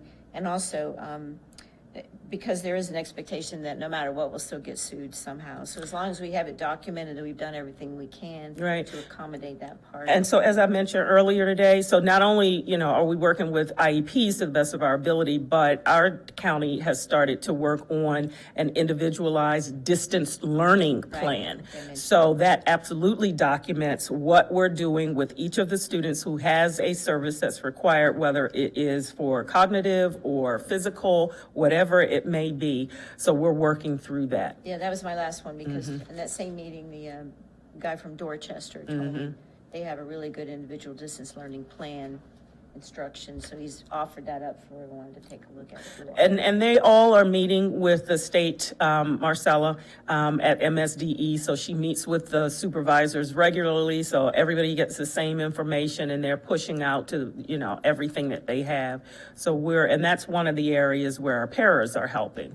So that's a good thing. We're sitting okay with that. And there's a question too, whether we should do new IEPs that accommodate the distance learning thing. And right around now, as I understand as I remember this from my past, is that's about when the annual IEP updates occur, right around the springtime. So they were talking about accommodating the distance learning issue into their new IEPs. Absolutely. Okay, thank you. You're welcome. Anyone else? Ms. Morissette? I just have some comments, not really questions. I mean, I have two children that are in the school system, one middle school, where he's not as excited about the online learning. But I have to say, all of his teachers have been in close communication with their students, and he's had science projects, he's had a novel to start reading already, so he's just as busy as he was in the classroom. While I also have the 18-year-old who's special needs with an IEP, and she is totally excited about the online, seeing her class on that computer screen. And they have sent her entire plan home, so we are doing exactly what she does in the classroom. So there is continuity, which is very important for her. If she disrupts her schedule, she's totally off. So she is thrilled to be back into her groove. So kudos to the two schools I'm involved with. They are on it, and they're learning the online thing, and they're having a ball with it. And I can just, echo that. And I know that Mr. P said it, at the outset of the conversation about continuity of learning. Our teachers are working hard. They are working hard. They're being creative. A teacher sent me a PowerPoint presentation that one of the students did today. And that student was sharing, her experiences. Change. It was about change. How appropriate. This is an elementary student, and she even shared pictures of the lunches that she gets. She shared pictures of some of the food that she gets from the backpack programs. She shared pictures of who she thought she needed to thank because of the decisions and the burdens of all of these things, because this is new and different. And she and I'm just grateful because I was in there. So she was thanking me as well. But just an elementary child, just making use of technology, understanding what this is about and how it impacts everybody, even though it's new. It's changed, and we've got to get a handle on it. Yeah. You know? Photo thing, it's ironic you say that Queen Anne's County High School is actually going to include in their yearbook presentation this year about the online learning. So they're encouraging pictures being taken at home while their students are learning to send in to add to the yearbook. So they're trying to put a positive twist on this whole situation. Yeah. Which I thought was great. They are. They're doing it, and they're doing a great job. They're doing a great These are job. unprecedented times, and I just applaud everyone, and I can't thank everyone enough that's out there doing what they can for our students and across the world, what they're doing for families. And It's still just- volunteering. And still volunteering, Still and the healthcare volunteering. workers, and just, it makes you humble, truly. It does. Are we capturing all the little aspects of this, the things we've learned, and sort of a diary, just in case something should happen again, so that somebody could pull it out of the cobwebs and say, look what they did, we can do it. Mr. Anderson, we are on information overload. We have so many, and we try to organize it so that, because Mr. P is in conferences, I'm in conferences, Mr. Pfister is in conference, so we try to organize it, thanks to Mr. Pfister, so that we have, side by side, all of this information. We're trying to keep it together. And what we were thinking about this morning is if we had a link, because some of the groups are asking the same questions, and we really like to link the answer if it appears in multiple, to the same, so you get the same answer in multiple documents, because it's so much information from the districts and the state now that sometimes the answer is asked multiple times, and you're getting a bunch of different answers. So, we are absolutely documenting everything and holding on to everything. And you see, when you get information from us, quite frequently you get links to, so you can see from what other document we're pulling. So those things will continue to be codified and kept, and so that we're better advantaged should it happen again. Way to get you to do a well-deserved brag. Well, thank you, but I wouldn't take it myself. I got so many awesome team members, and the community has come out to support. And may I just say one last thing?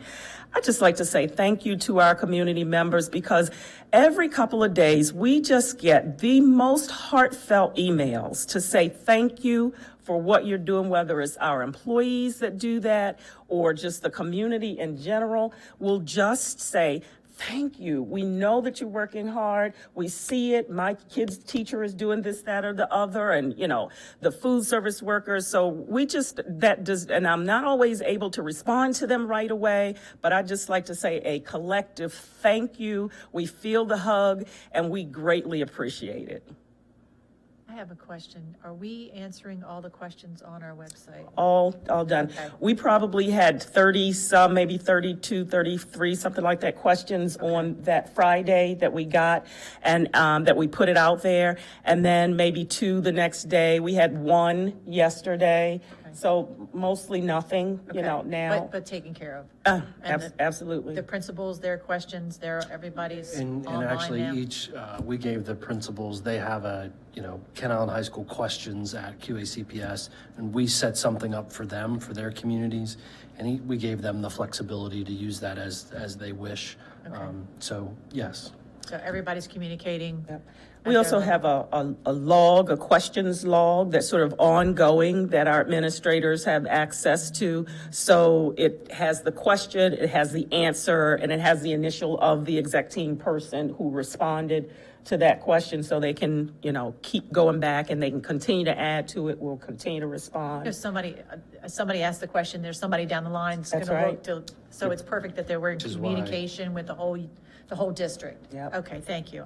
I was just worried Now I about, understand why we don't have a hotline, because, forget what we just said 20 minutes ago, it's changed. It would be a horror show. Yeah. well, a hotline, I don't know.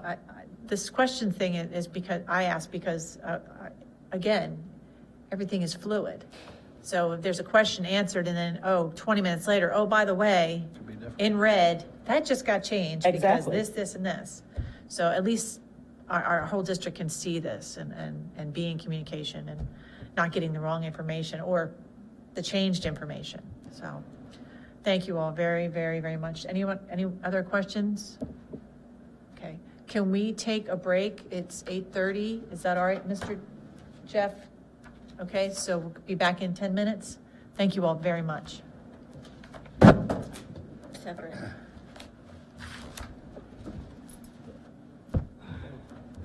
2.5 hours sitting there. One of the, I probably should send you. that's a awesome. Yeah, email.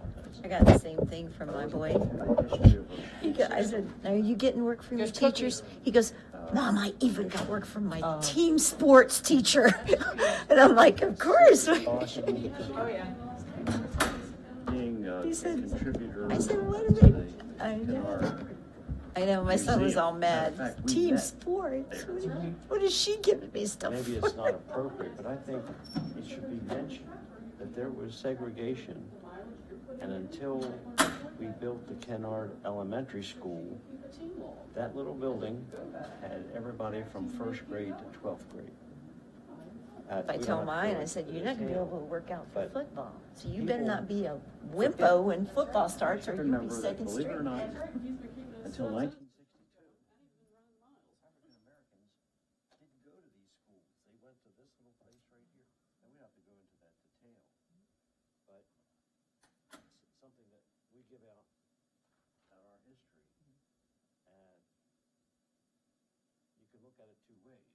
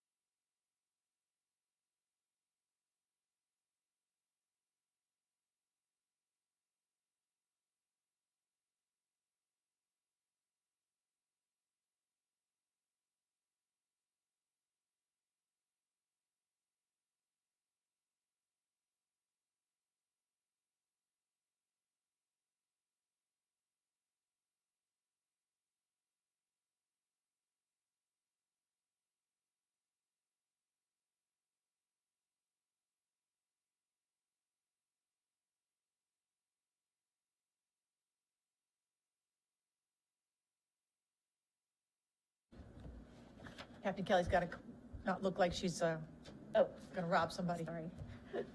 It's just, I don't want to give anything to anybody. I mean, think about And it. I'm We in the could old go group. somewhere and rob somebody and they're not going to, you know, They had a mask on. Especially when mask. you start putting bandanas Madam on. Chairman, he's given the signal. We're online.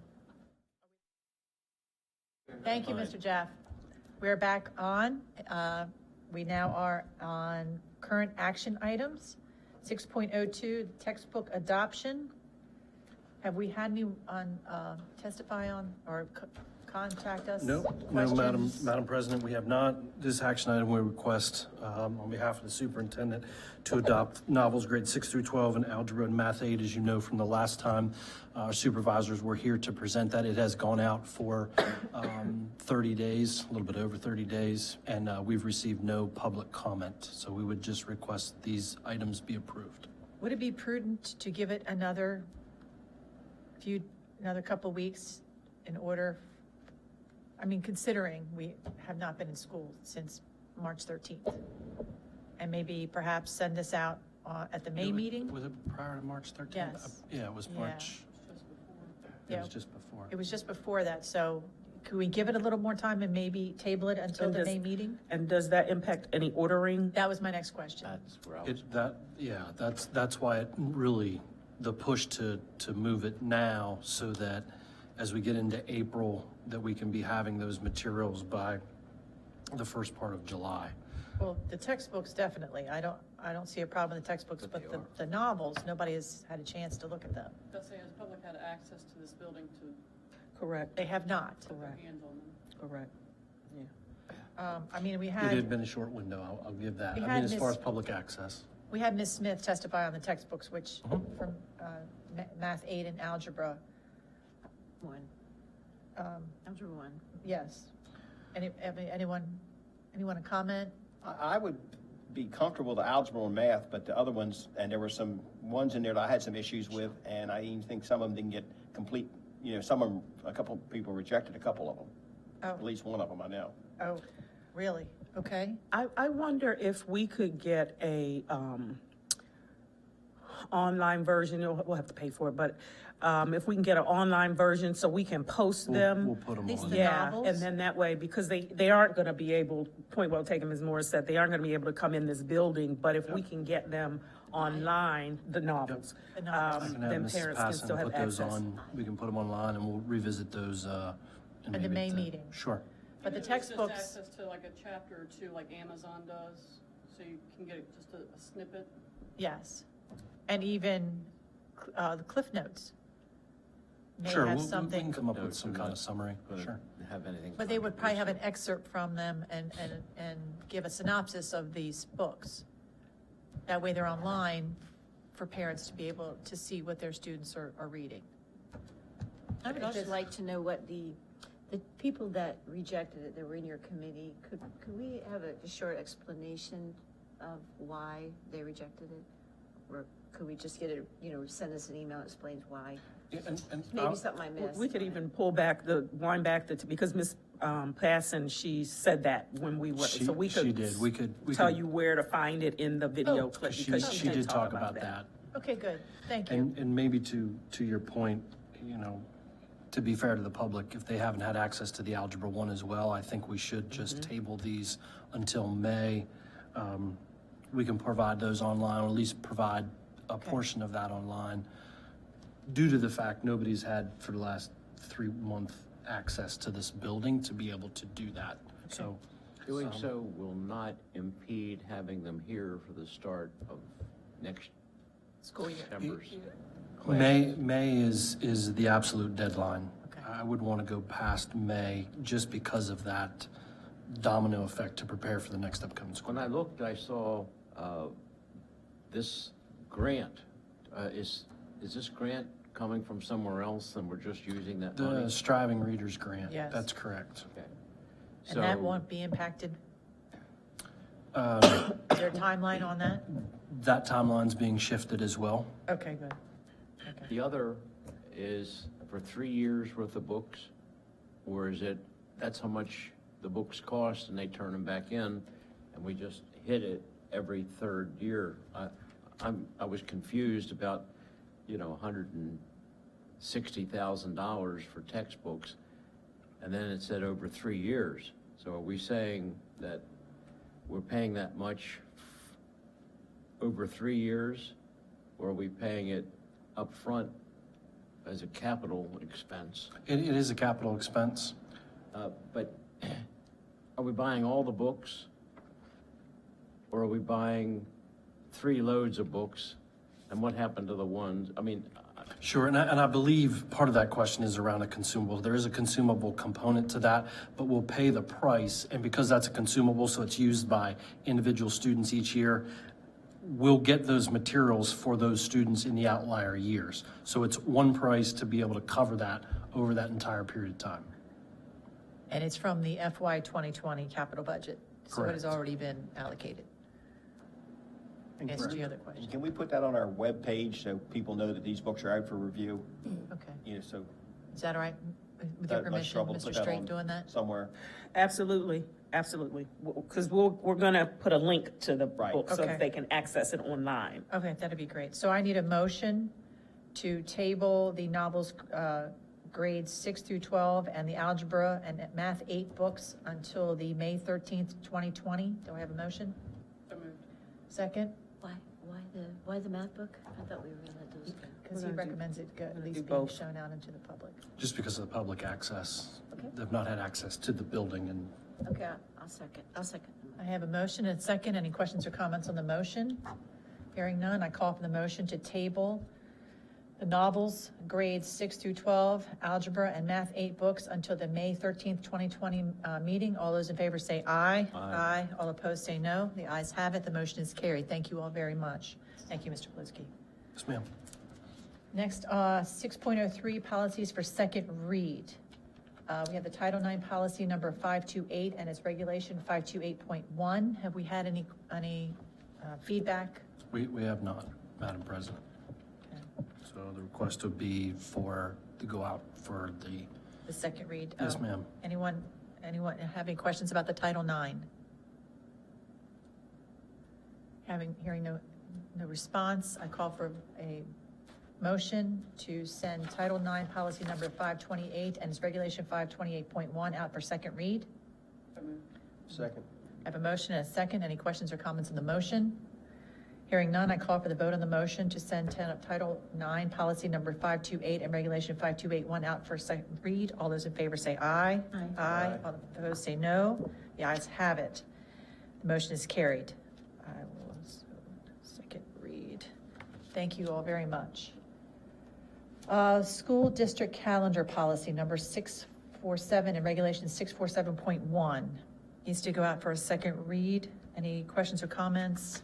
I have a lot of comments on it, but, I'll go over all of them. I'll have to send them to you guys. If you just look at it, there's a lot of typos on it. I don't know if Oh, good gravy. it's kind of, I'm not sure what happened on Oh, wow. but I do have some Mr. Plisky? substance questions too that I'll present to you guys, your committee. Wow. What I'm reading here, there are so many typos, it's crazy. So can we table this? Move to table. Well, it's can- still in the Yeah, phases, it's so you in the still have phase. time to Sure. make whatever Okay. Sure. corrections you And I need. wonder if some of that is in the conversion into PDF sometimes. Yep. And when Possibly. it doesn't get downloaded and gets printed, sometimes there's been some issues with formatting. Yes, I could see that. Okay. Because I know that you specifically being on a policy committee have Yes. reviewed that reviewed it in length. Oh, yeah, So- yeah, we need to have somebody clean this up. But we And- can send but- it out but for the- second read regardless. Probably So if you content. look at it, and I don't have it in front of me like you have it in front of you, and I could click on it, but I wanted to have something on my screen.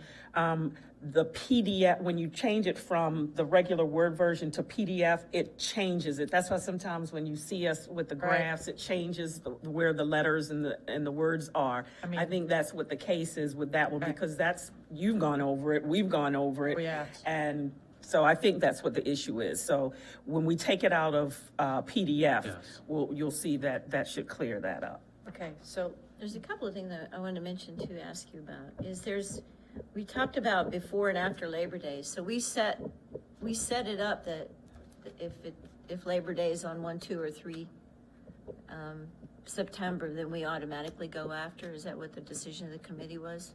And then if it's after the 4th of September, then they have it the week before. It's specifically on, it's under. Yeah, there are some dates that are in there, Captain Kelly, you are correct. It says if Labor Day falls on September 1 through 4, schools will open after Labor Day. If it falls on or after September 5th, it will open before Af- Labor Day. So is that? after Labor Day. Right. Thinking- And that was after looking at the calendar for several years out to see Okay. what, Okay, I didn't do that, so, because there was some concerns on that. The other one I don't have a problem with that. We also have in there that it would be adopted annually, the calendar, but we do have 2-year adoptions at times, so I wouldn't want to be locked into that. but we're always a year ahead. So we have 2 years approved, but this second year, we're always working on the next year after that. So each year, you're going to be looking at, 2 years. Yeah, but it says we're just going to do it annually. We're going to adopt one calendar annually. That was the readout I had. What you were looking for is in the regulation. Yeah, in the What you- regulation. What you had asked about the scheduling of the dates, 1st to the 4th, or the 5th. Right, that's 6th, or 7th. regulation, I'm sorry. It's in yes. regulation. Right. Under. Under I. 4I, yeah. Yeah. But I understand that. I wasn't sure how you guys made that decision. Then I would want to clarify that under 5, approval. B, it says the calendar will be adopted annually. So I just know that we do 2 sometimes. Sometimes we just do 1, but Well, we moved to 2, but we're always working on, One. every year, we're always working on 1. Propose the calendar for input. The calendar will be adopted annually. Oh, I see that. But again, that's under the regulation. The regulation can be changed. yeah, I'm talking about the regulation. Yeah. Oh, okay. Yeah. I'm just, It's the policy that we're more focused on as far as, and I do have a question. What is I'm on the regulation. Under your regulation, you have 4A3, you discuss 2 semesters of 90 days each to the middle schools and high schools. What page are you on, Ms. Captain Kelly? I'm on Roman numeral 4A3, which. And you are in the regulation? Regulation, yeah. It says the school year will be divided into 2 grading terms or semesters that include at least 90 days each for middle and high. We also have a trimester for the elementary. I just wonder why we didn't address that also. It's kind of empty. Yeah, I'd have to go back to my notes, Captain Kelly. Okay, I'm not telling you to do it, you may have a reason. Yeah. I just well, as noticed far that as it was could be number missing. 4, the guidelines for elementary and middle. I mean, we could, with elementary, you have middle and higher. Okay, so elementary school needs to be included. I would think that would be guidelines. consistent, It yeah. would be consistent, describing Well, that one is talking about The middle four- and high school. we're talking about the 4 marking periods, Correct, which only apply to secondary schools, correct. which need to be described. It does. The school year will It's- be divided into 2 grading terms or semesters that include at least 90 days each for middle and high schools. So, So we need one for but elementary. we also have a discussion on We Try- We also have a, We left out the elementary school, is all. Just talking about their 4 marking periods. It's just a they have 3. regulation. Yeah. We can add that, that's not, The other thing, I okay. have a question on regulation, it's 4D3, and it just, I didn't understand, the federal and state observances of a holiday are on different days. The BOE should determine the date of observance for the public schools within the county. I don't really understand all that. give it to me again. 4, Roman numeral 4D3. Federal and state observances of a holiday are on different days. When So would we that? decide which one we pick. Doesn't President's Day float? stays on the But it third, floats for everybody, Third- for state and third federal. Monday of the, second or third Monday. Yeah. So if there is a federal holiday that is, say we observe it on one day, and I'm just sad that I can't think of, Columbus Day, right? Columbus Day isn't always on the same day, it sort of, it moves, so we would have the opportunity to decide which day we're gonna, celebrate that day. Okay. That's what that What means. about Holiday. Christmas Eve? Well, that one is always the same, so. Well, As far as federal and state. but I'm But do saying federal if- and if state it- but if it differ happens on on those? Saturday I and don't think Sunday, federal and state it's differs. Friday and Monday. Yeah. But We don't usually have to state say and that. federal will say either Friday or Monday. They'll use one of those days. Easter Monday. But usually it's in continuity. Yeah, state and federal usually the same. Well, this just gives the LEA a chance of The doing opportunity. what it wants to decide. Okay, and the other one was for B2, which says, no testing or assessment should be scheduled on a religious holiday unless doing so would conflict with state or federal assessment requirements. Do we ever have a situation like that? Rosh Hashanah, Yom Kippur, Yep. Passover. If you don't hold it, Hanukkah. do they conflict with state or federal assessment requirements? That's what, I've never heard that, but I mean, So, I mean, our community, we don't have a significant number of Jewish families that are celebrating. sorry, Right, Ramadan. these holidays. In some places, yes, and there is a conflict. So my thinking is that this is left in here in the event that. well, I don't mind it if we don't test, I just don't understand how that would conflict with state or federal assessment requirements, so. Well, if we're testing on, if we schedule testing on a day that a family is celebrating a religious holiday and their child isn't in school, then that would be a conflict. That's a conflict if we're doing it. If the federal or state are doing it, it Okay, doesn't matter. perfect Federal or example. state doesn't do testing. Perfect It's about- example Right, is so I March don't is understand. usually when we do all the state testing. If Passover fell during that time in March, which it has, we've had Easter and Passover in March before, that would be, if we are mandated to have the state tests on that particular religious holiday, We do. then, if it conflicts with that particular holiday, then we would have to change This allows us to change change it if necessary. the window. Right. But that would be the only thing I could think of as far as and again, Rosh Hashanah and sometimes Yom Kippur, depending if it falls in September or October. Correct. October is a testing month. Do we allow people to celebrate Rosh Hashanah and Easter? We don't. That's We don't- right. we don't- They can right. celebrate But whatever this they is- like, yeah, sir. This right. is just It was a take, discussion in the Yeah, company I this was is involved just in. so that we Yes, are can have allowing testing. ourselves some flexibility if we've scheduled testing on one of these holidays and families aren't going to have their children in school. Okay. That's what this is. And the last one I had is Roman numeral 4E2. We said if additional days are needed to compensate for emergency closings or inclement weather, we add it to the June closing date. But if it's happened earlier, we've taken off, we've offered a used. Memorial Day or something, not the end of June. Yeah, it just depends on when it falls and what days we have left in the year. So I wouldn't lock us into doing it at the And end I don't think after that this, June. I don't think that this is locking us if we are past the days that we could use. So if we're not past those days, then we'll use those days. But if we are past those days and there are no other options, then we do add it, we'd Okay. have to add it on to the I end just of didn't the want to year. take away the opportunity to do presidents like we've done in the past to This doesn't save take some that of away. June. But like Okay. last school year, we had to add days. yes. Yeah, and I know Because, sometimes. because when we needed it, we were past any days that we could use. So that's why this is there. I just want to make sure we weren't locked into only using them after June, since that is it. Okay, thank you. So with the editing that needs to be done, do I have a motion to send the school district calendar policy number 647 and regulation 6471 out for second read? So moved. I have a motion. I have a second. Second. I have a motion and a second. Any questions or comments on the motion? Hearing none, I call for the vote to send the school district calendar policy number 647 and regulation 6471 out for a second read. All those in favor say aye. Aye. All opposed say no. The ayes have it. The motion is carried. Thank you all very much. Thank you, Mr. Paluski. Yes, ma'am. We are at informational items, expenditures report. Mr. Pfister. Thank you, President Harper, Dr. Kane, members of the board. It's time for our monthly expenditure report. The report before you is for information only, and no action is needed.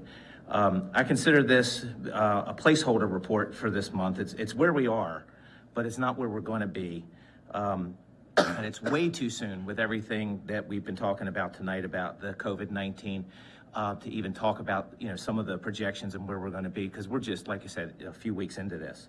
So I think, having a further in-depth discussion of where we will be using this report will be in May, where we will see some of the effects of some of the things we need to do and some of the things that we haven't and we don't need to do, per Mr. Smith's comments earlier this evening. So with that, I'd be happy to answer any questions, but this is, we pretty much changed our gears, middle of March, and this is just reflective of normal business as we've continued throughout March. But I'd be happy to answer any questions that you have. I mean, we talked about transportation is going to be an issue, special ed we're close on. So none of those things have changed when we had this discussion last month. I'm looking at the categories, and so far, we're at where we should be at this time of year as far as expenditures.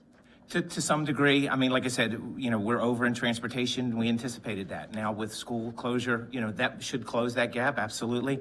Special ed, some of the things with the non-publics and all the legislation and all the waivers that have come down and yet to come down, it's going to affect those categories. So that's why I said this is a placeholder document for where we are, but we'll have better projections and better ideas of where we're going to end of the year by next month. Okay. Any questions, anyone? I have a question. The out-of-county placements, Yes, ma'am.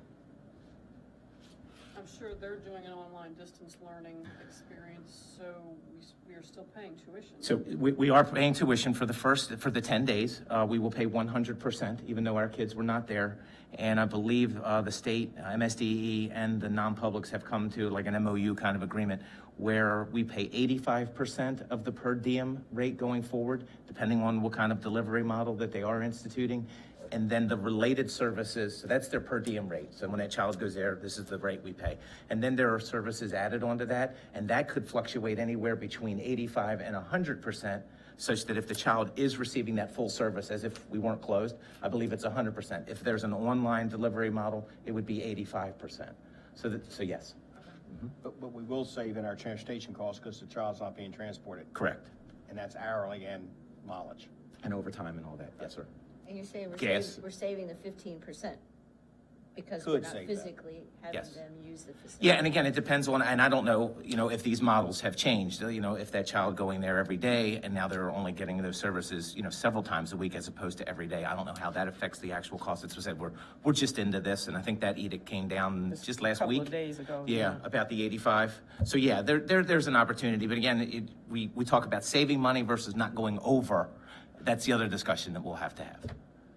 Is our special need providers balancing that curriculum for those out-of-county placements, or are their out-of-county placements providing totally? I'd have to defer that to Ms. Smith, as far as what the service model is. And I also know that some of the related services that are in-county contracted services, those things are also continuing as well. But as far as the non-public, I would have to defer that to Ms. Smith. Okay. And I would think in May, first meeting in May, we'll have a better snapshot. In June, we should have a very accurate for the end of the year. Yeah, I hope to have an end-of-the-year projection for the first meeting in May, because honestly, Considering what's happened. we wouldn't be able to make any noticeable adjustments if we waited until June. Okay.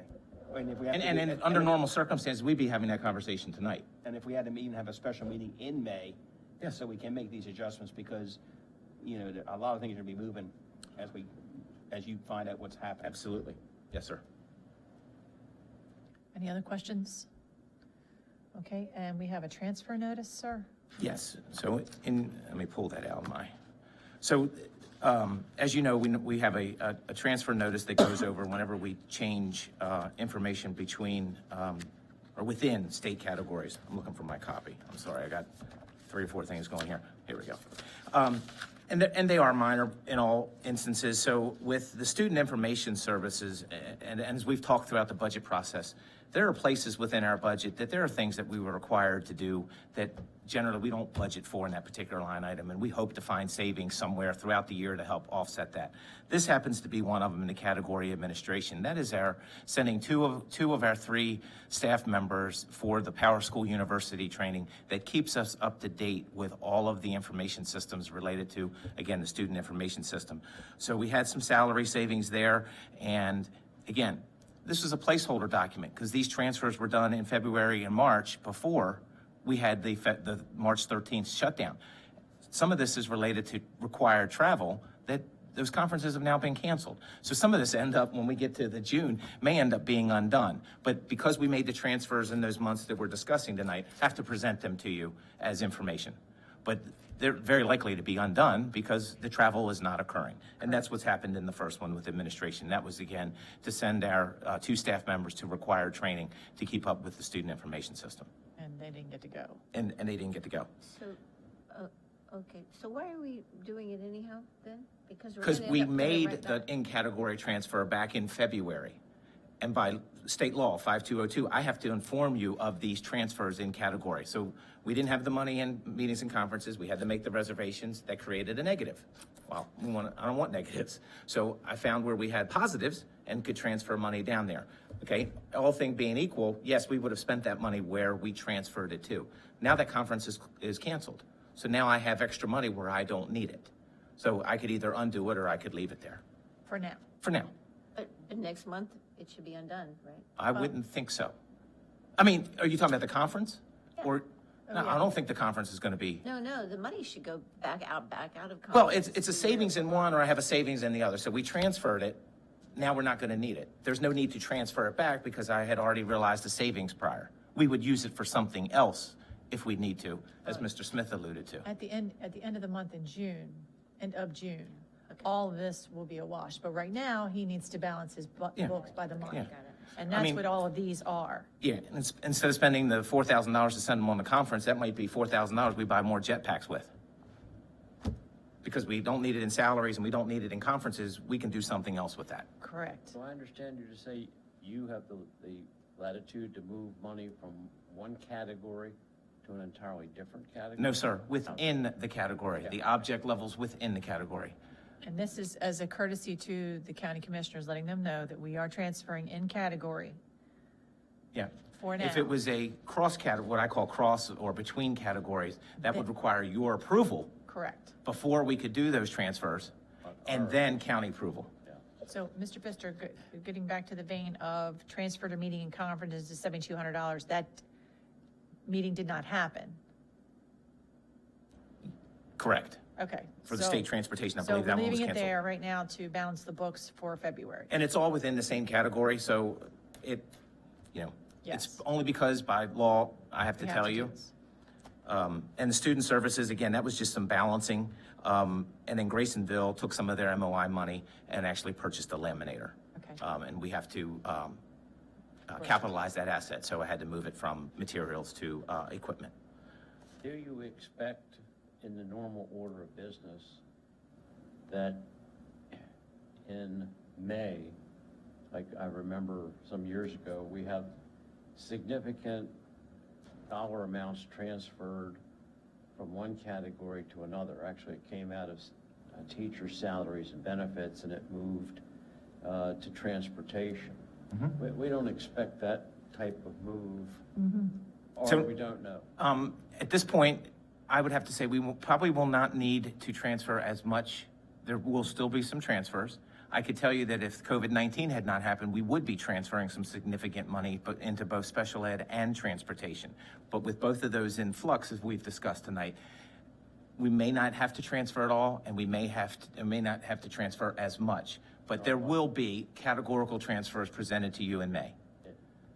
In our budget, we're still going to have money to be put into that fund in case we get nasty surprises in insurance costs and so forth. I think in the budget, it's like $500,000 supposed to be there. Are you talking about the rainy day fund? No, I'm talking about a fund that we're required by GASB to put money aside, so if. OPEB. Yeah. Okay, thank you. Okay, so OPEB is not a line item within our budget. We've always been funding it with fund balance. As we accumulate a little bit of fund balance from a couple years operating funds, then we might come to you and say, hey, let's put some money over in OPEB. But as far as having a line item budgeted, which we should, that says, okay, every year we're going to commit $100,000 of our budget, our operating budget, to fund the OPEB. We haven't gotten to that point yet. Well, I think we should try to get there. Well, The same insurance policy covering our active employees, our teachers, superintendents, is covering retirees. And they're retiring, and the older we get, the more we tend to rely on health insurance. So at this point, it's never an issue, are we never going to have enough money to pay that bill? And the answer is, we'll always have the money to pay for that bill. The idea with the new regulation is saying, rather than it being a pay-as-you-go, it's this fund is going to set up to pay that if the Queen Anne's County Public Schools or the Queen Anne's County government ever went out of business, there would be money. Of course, we know that's never going to happen, but there would be money sitting over here to continue to pay those benefits. I And remember that's what you're referring to. 2008, there wasn't money, and a Yeah. whole bunch of people, 100 people lost their jobs. yeah, Yeah. okay. But we would have the funding to continue I that. think GASB requires you to fund. Yes. And I dare the next government authority that has to look at this budget to cut that out, because that is a killer. Well, it's not there. It's not, we did not Understand propose that. any I understand dollar that. amount for that budget And this year. there's another piece that we got nailed on 3 years ago, and that's a big pension cost, because somebody in control of the pension financing changed the criteria. Pension costs are pretty simple. It's money earned versus benefits paid. But the more benefits that get paid, mistakes were made. But And that one's maybe I'm outside of just- our control, Maybe I'm just being Maryland State Retirement. rowing a canoe across a choppy lake, but Okay, any other questions about this letter that needs to be sent? This does not require a board vote. Nope, no ma'am, it does not. The next one, the notice transfer notice within, that is just showing this, is that what you're, Yes, the transfer notice. We do not have a transfer request this month. So this is We just had for anticipated informational one, purposes. except when what broke loose. okay, so that was just for informational purposes. All right, great, thank you so much, Okay, sir. thank you. 8.01, community participation, public comment. As I understand from Mrs. Wright, there is no one else. I do have a letter from some bus contractors, our bus contractors. This is written by LNS, Bus Service Bay Area, Northern County Exchange, and Queen Anne's Bus Lines are 4 LLCs. And the letter reads as follows: Dear QACPS board members, while we are in very difficult times, we know you have some very important decisions to make about our school system and how things should operate going forward.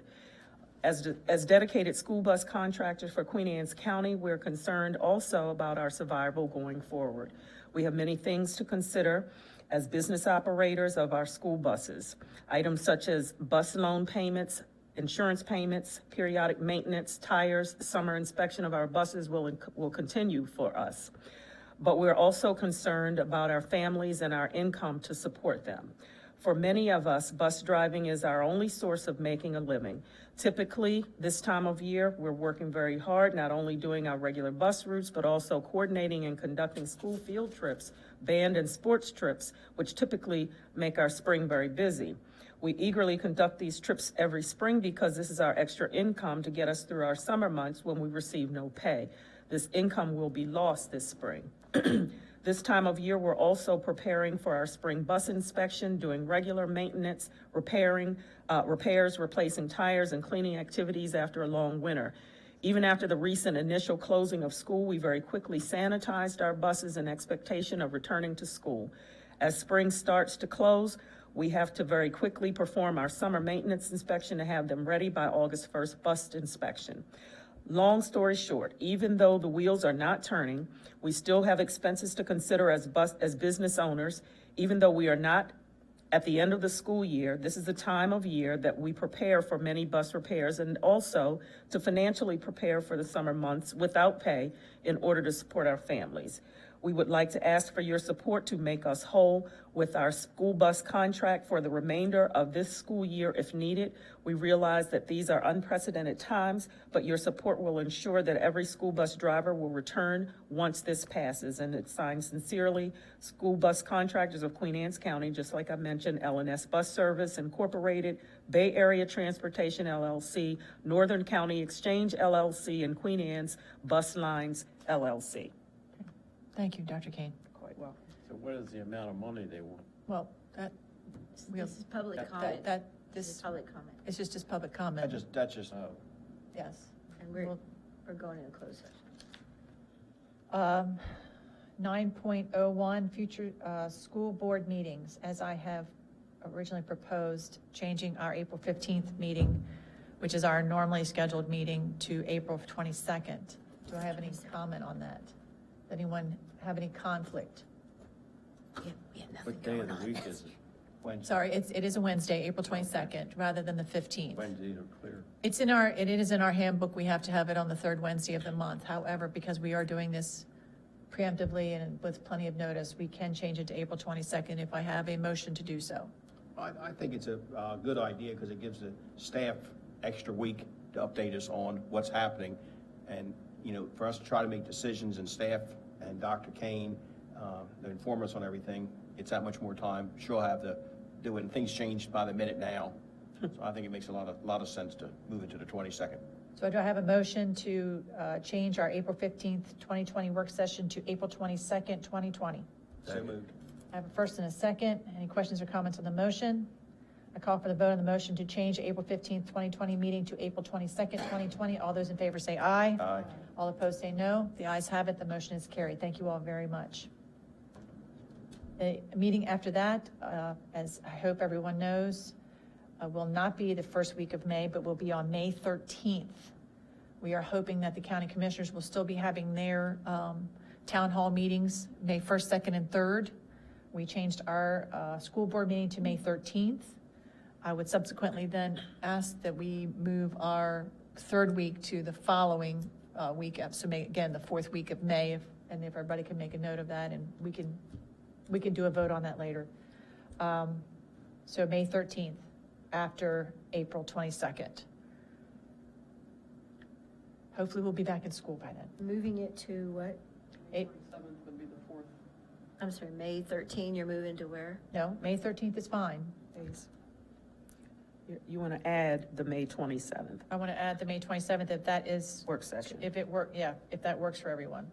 I guess because the 20th is a work session, so why would you just want to slide that to the 27th? 27th, correct, sure. We can tentatively do that, and as we meet on April 22nd, if we find out. Well, and when we meet on the 13th, we can also decide then. We Right. don't have to do it right now. We're Still giving meeting ourselves on the enough. 13th. I thought you said you substituted the, We did, May 6th, we moved to May 13th. The okay. county, I apologize, the county commissioners meetings supposedly are May 4th, 5th, and 6th. They're town halls. That is why we moved last month our May 6th meeting to May 13th. We can, at the May 13th meeting, move the May 20th to May 27th, if all things being equal. Just trying to be preemptive about that. Any other business? Oh, I did have one more thing of business, which I have spoken to Captain Kelly about since she is our MABE representative. MABE is, the Resolutions Committee is asking the boards to review the MABE's current continuing resolutions and to submit any proposed changes and new continuing resolutions to the Resolutions Committee. I have a letter here describing the whole process. I have contacted Captain Kelly since she is our MABE liaison to look us over, report anything to us. If anyone also wants to take a Mr. look at it. Anderson said he has some input, so. Okay, so that, I mean, the two of you can talk about that and then give a report at the May meeting, because they are asking for, Oh, I put down June meeting. you want to do it at the June meeting? That's great. Because the deadline isn't until June 17th, so perfect. All right, I appreciate that. Anything else business-wise before we go into closed session? Nothing? Okay. Mr. Smith? In pursuit to general provisions of Article 3-305 and 3-104, the Board of Education of Queen Anne's County will meet in closed session at 9:20 p.m. to discuss appointment, employment, assignment, promotion, discipline, demotion, compensation, removal, resignation, or performance evaluation of appointees, employees, or officials over which this body has jurisdiction to perform administrative function and to take matters related to negotiations. I have a motion. Do I have a second? Second. I have a motion and second. Any questions or comments on the motion? Hearing none, I call for the vote of the motion to go into closed session. All those in favor say aye. Aye. Aye. All opposed say no. The ayes have it. The motion is carried. We will be back after closed session. Thank you so much. Okay. Anyone need to take a break? Are everyone good? Jackie not here.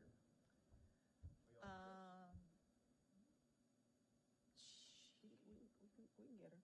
Yeah, we can go grab her and then have, we'll need Mrs. Bass. It'll only be 8, 9, it'll be 10, And Mr. Jeff will as leave. long as Jeff's gone. Yeah.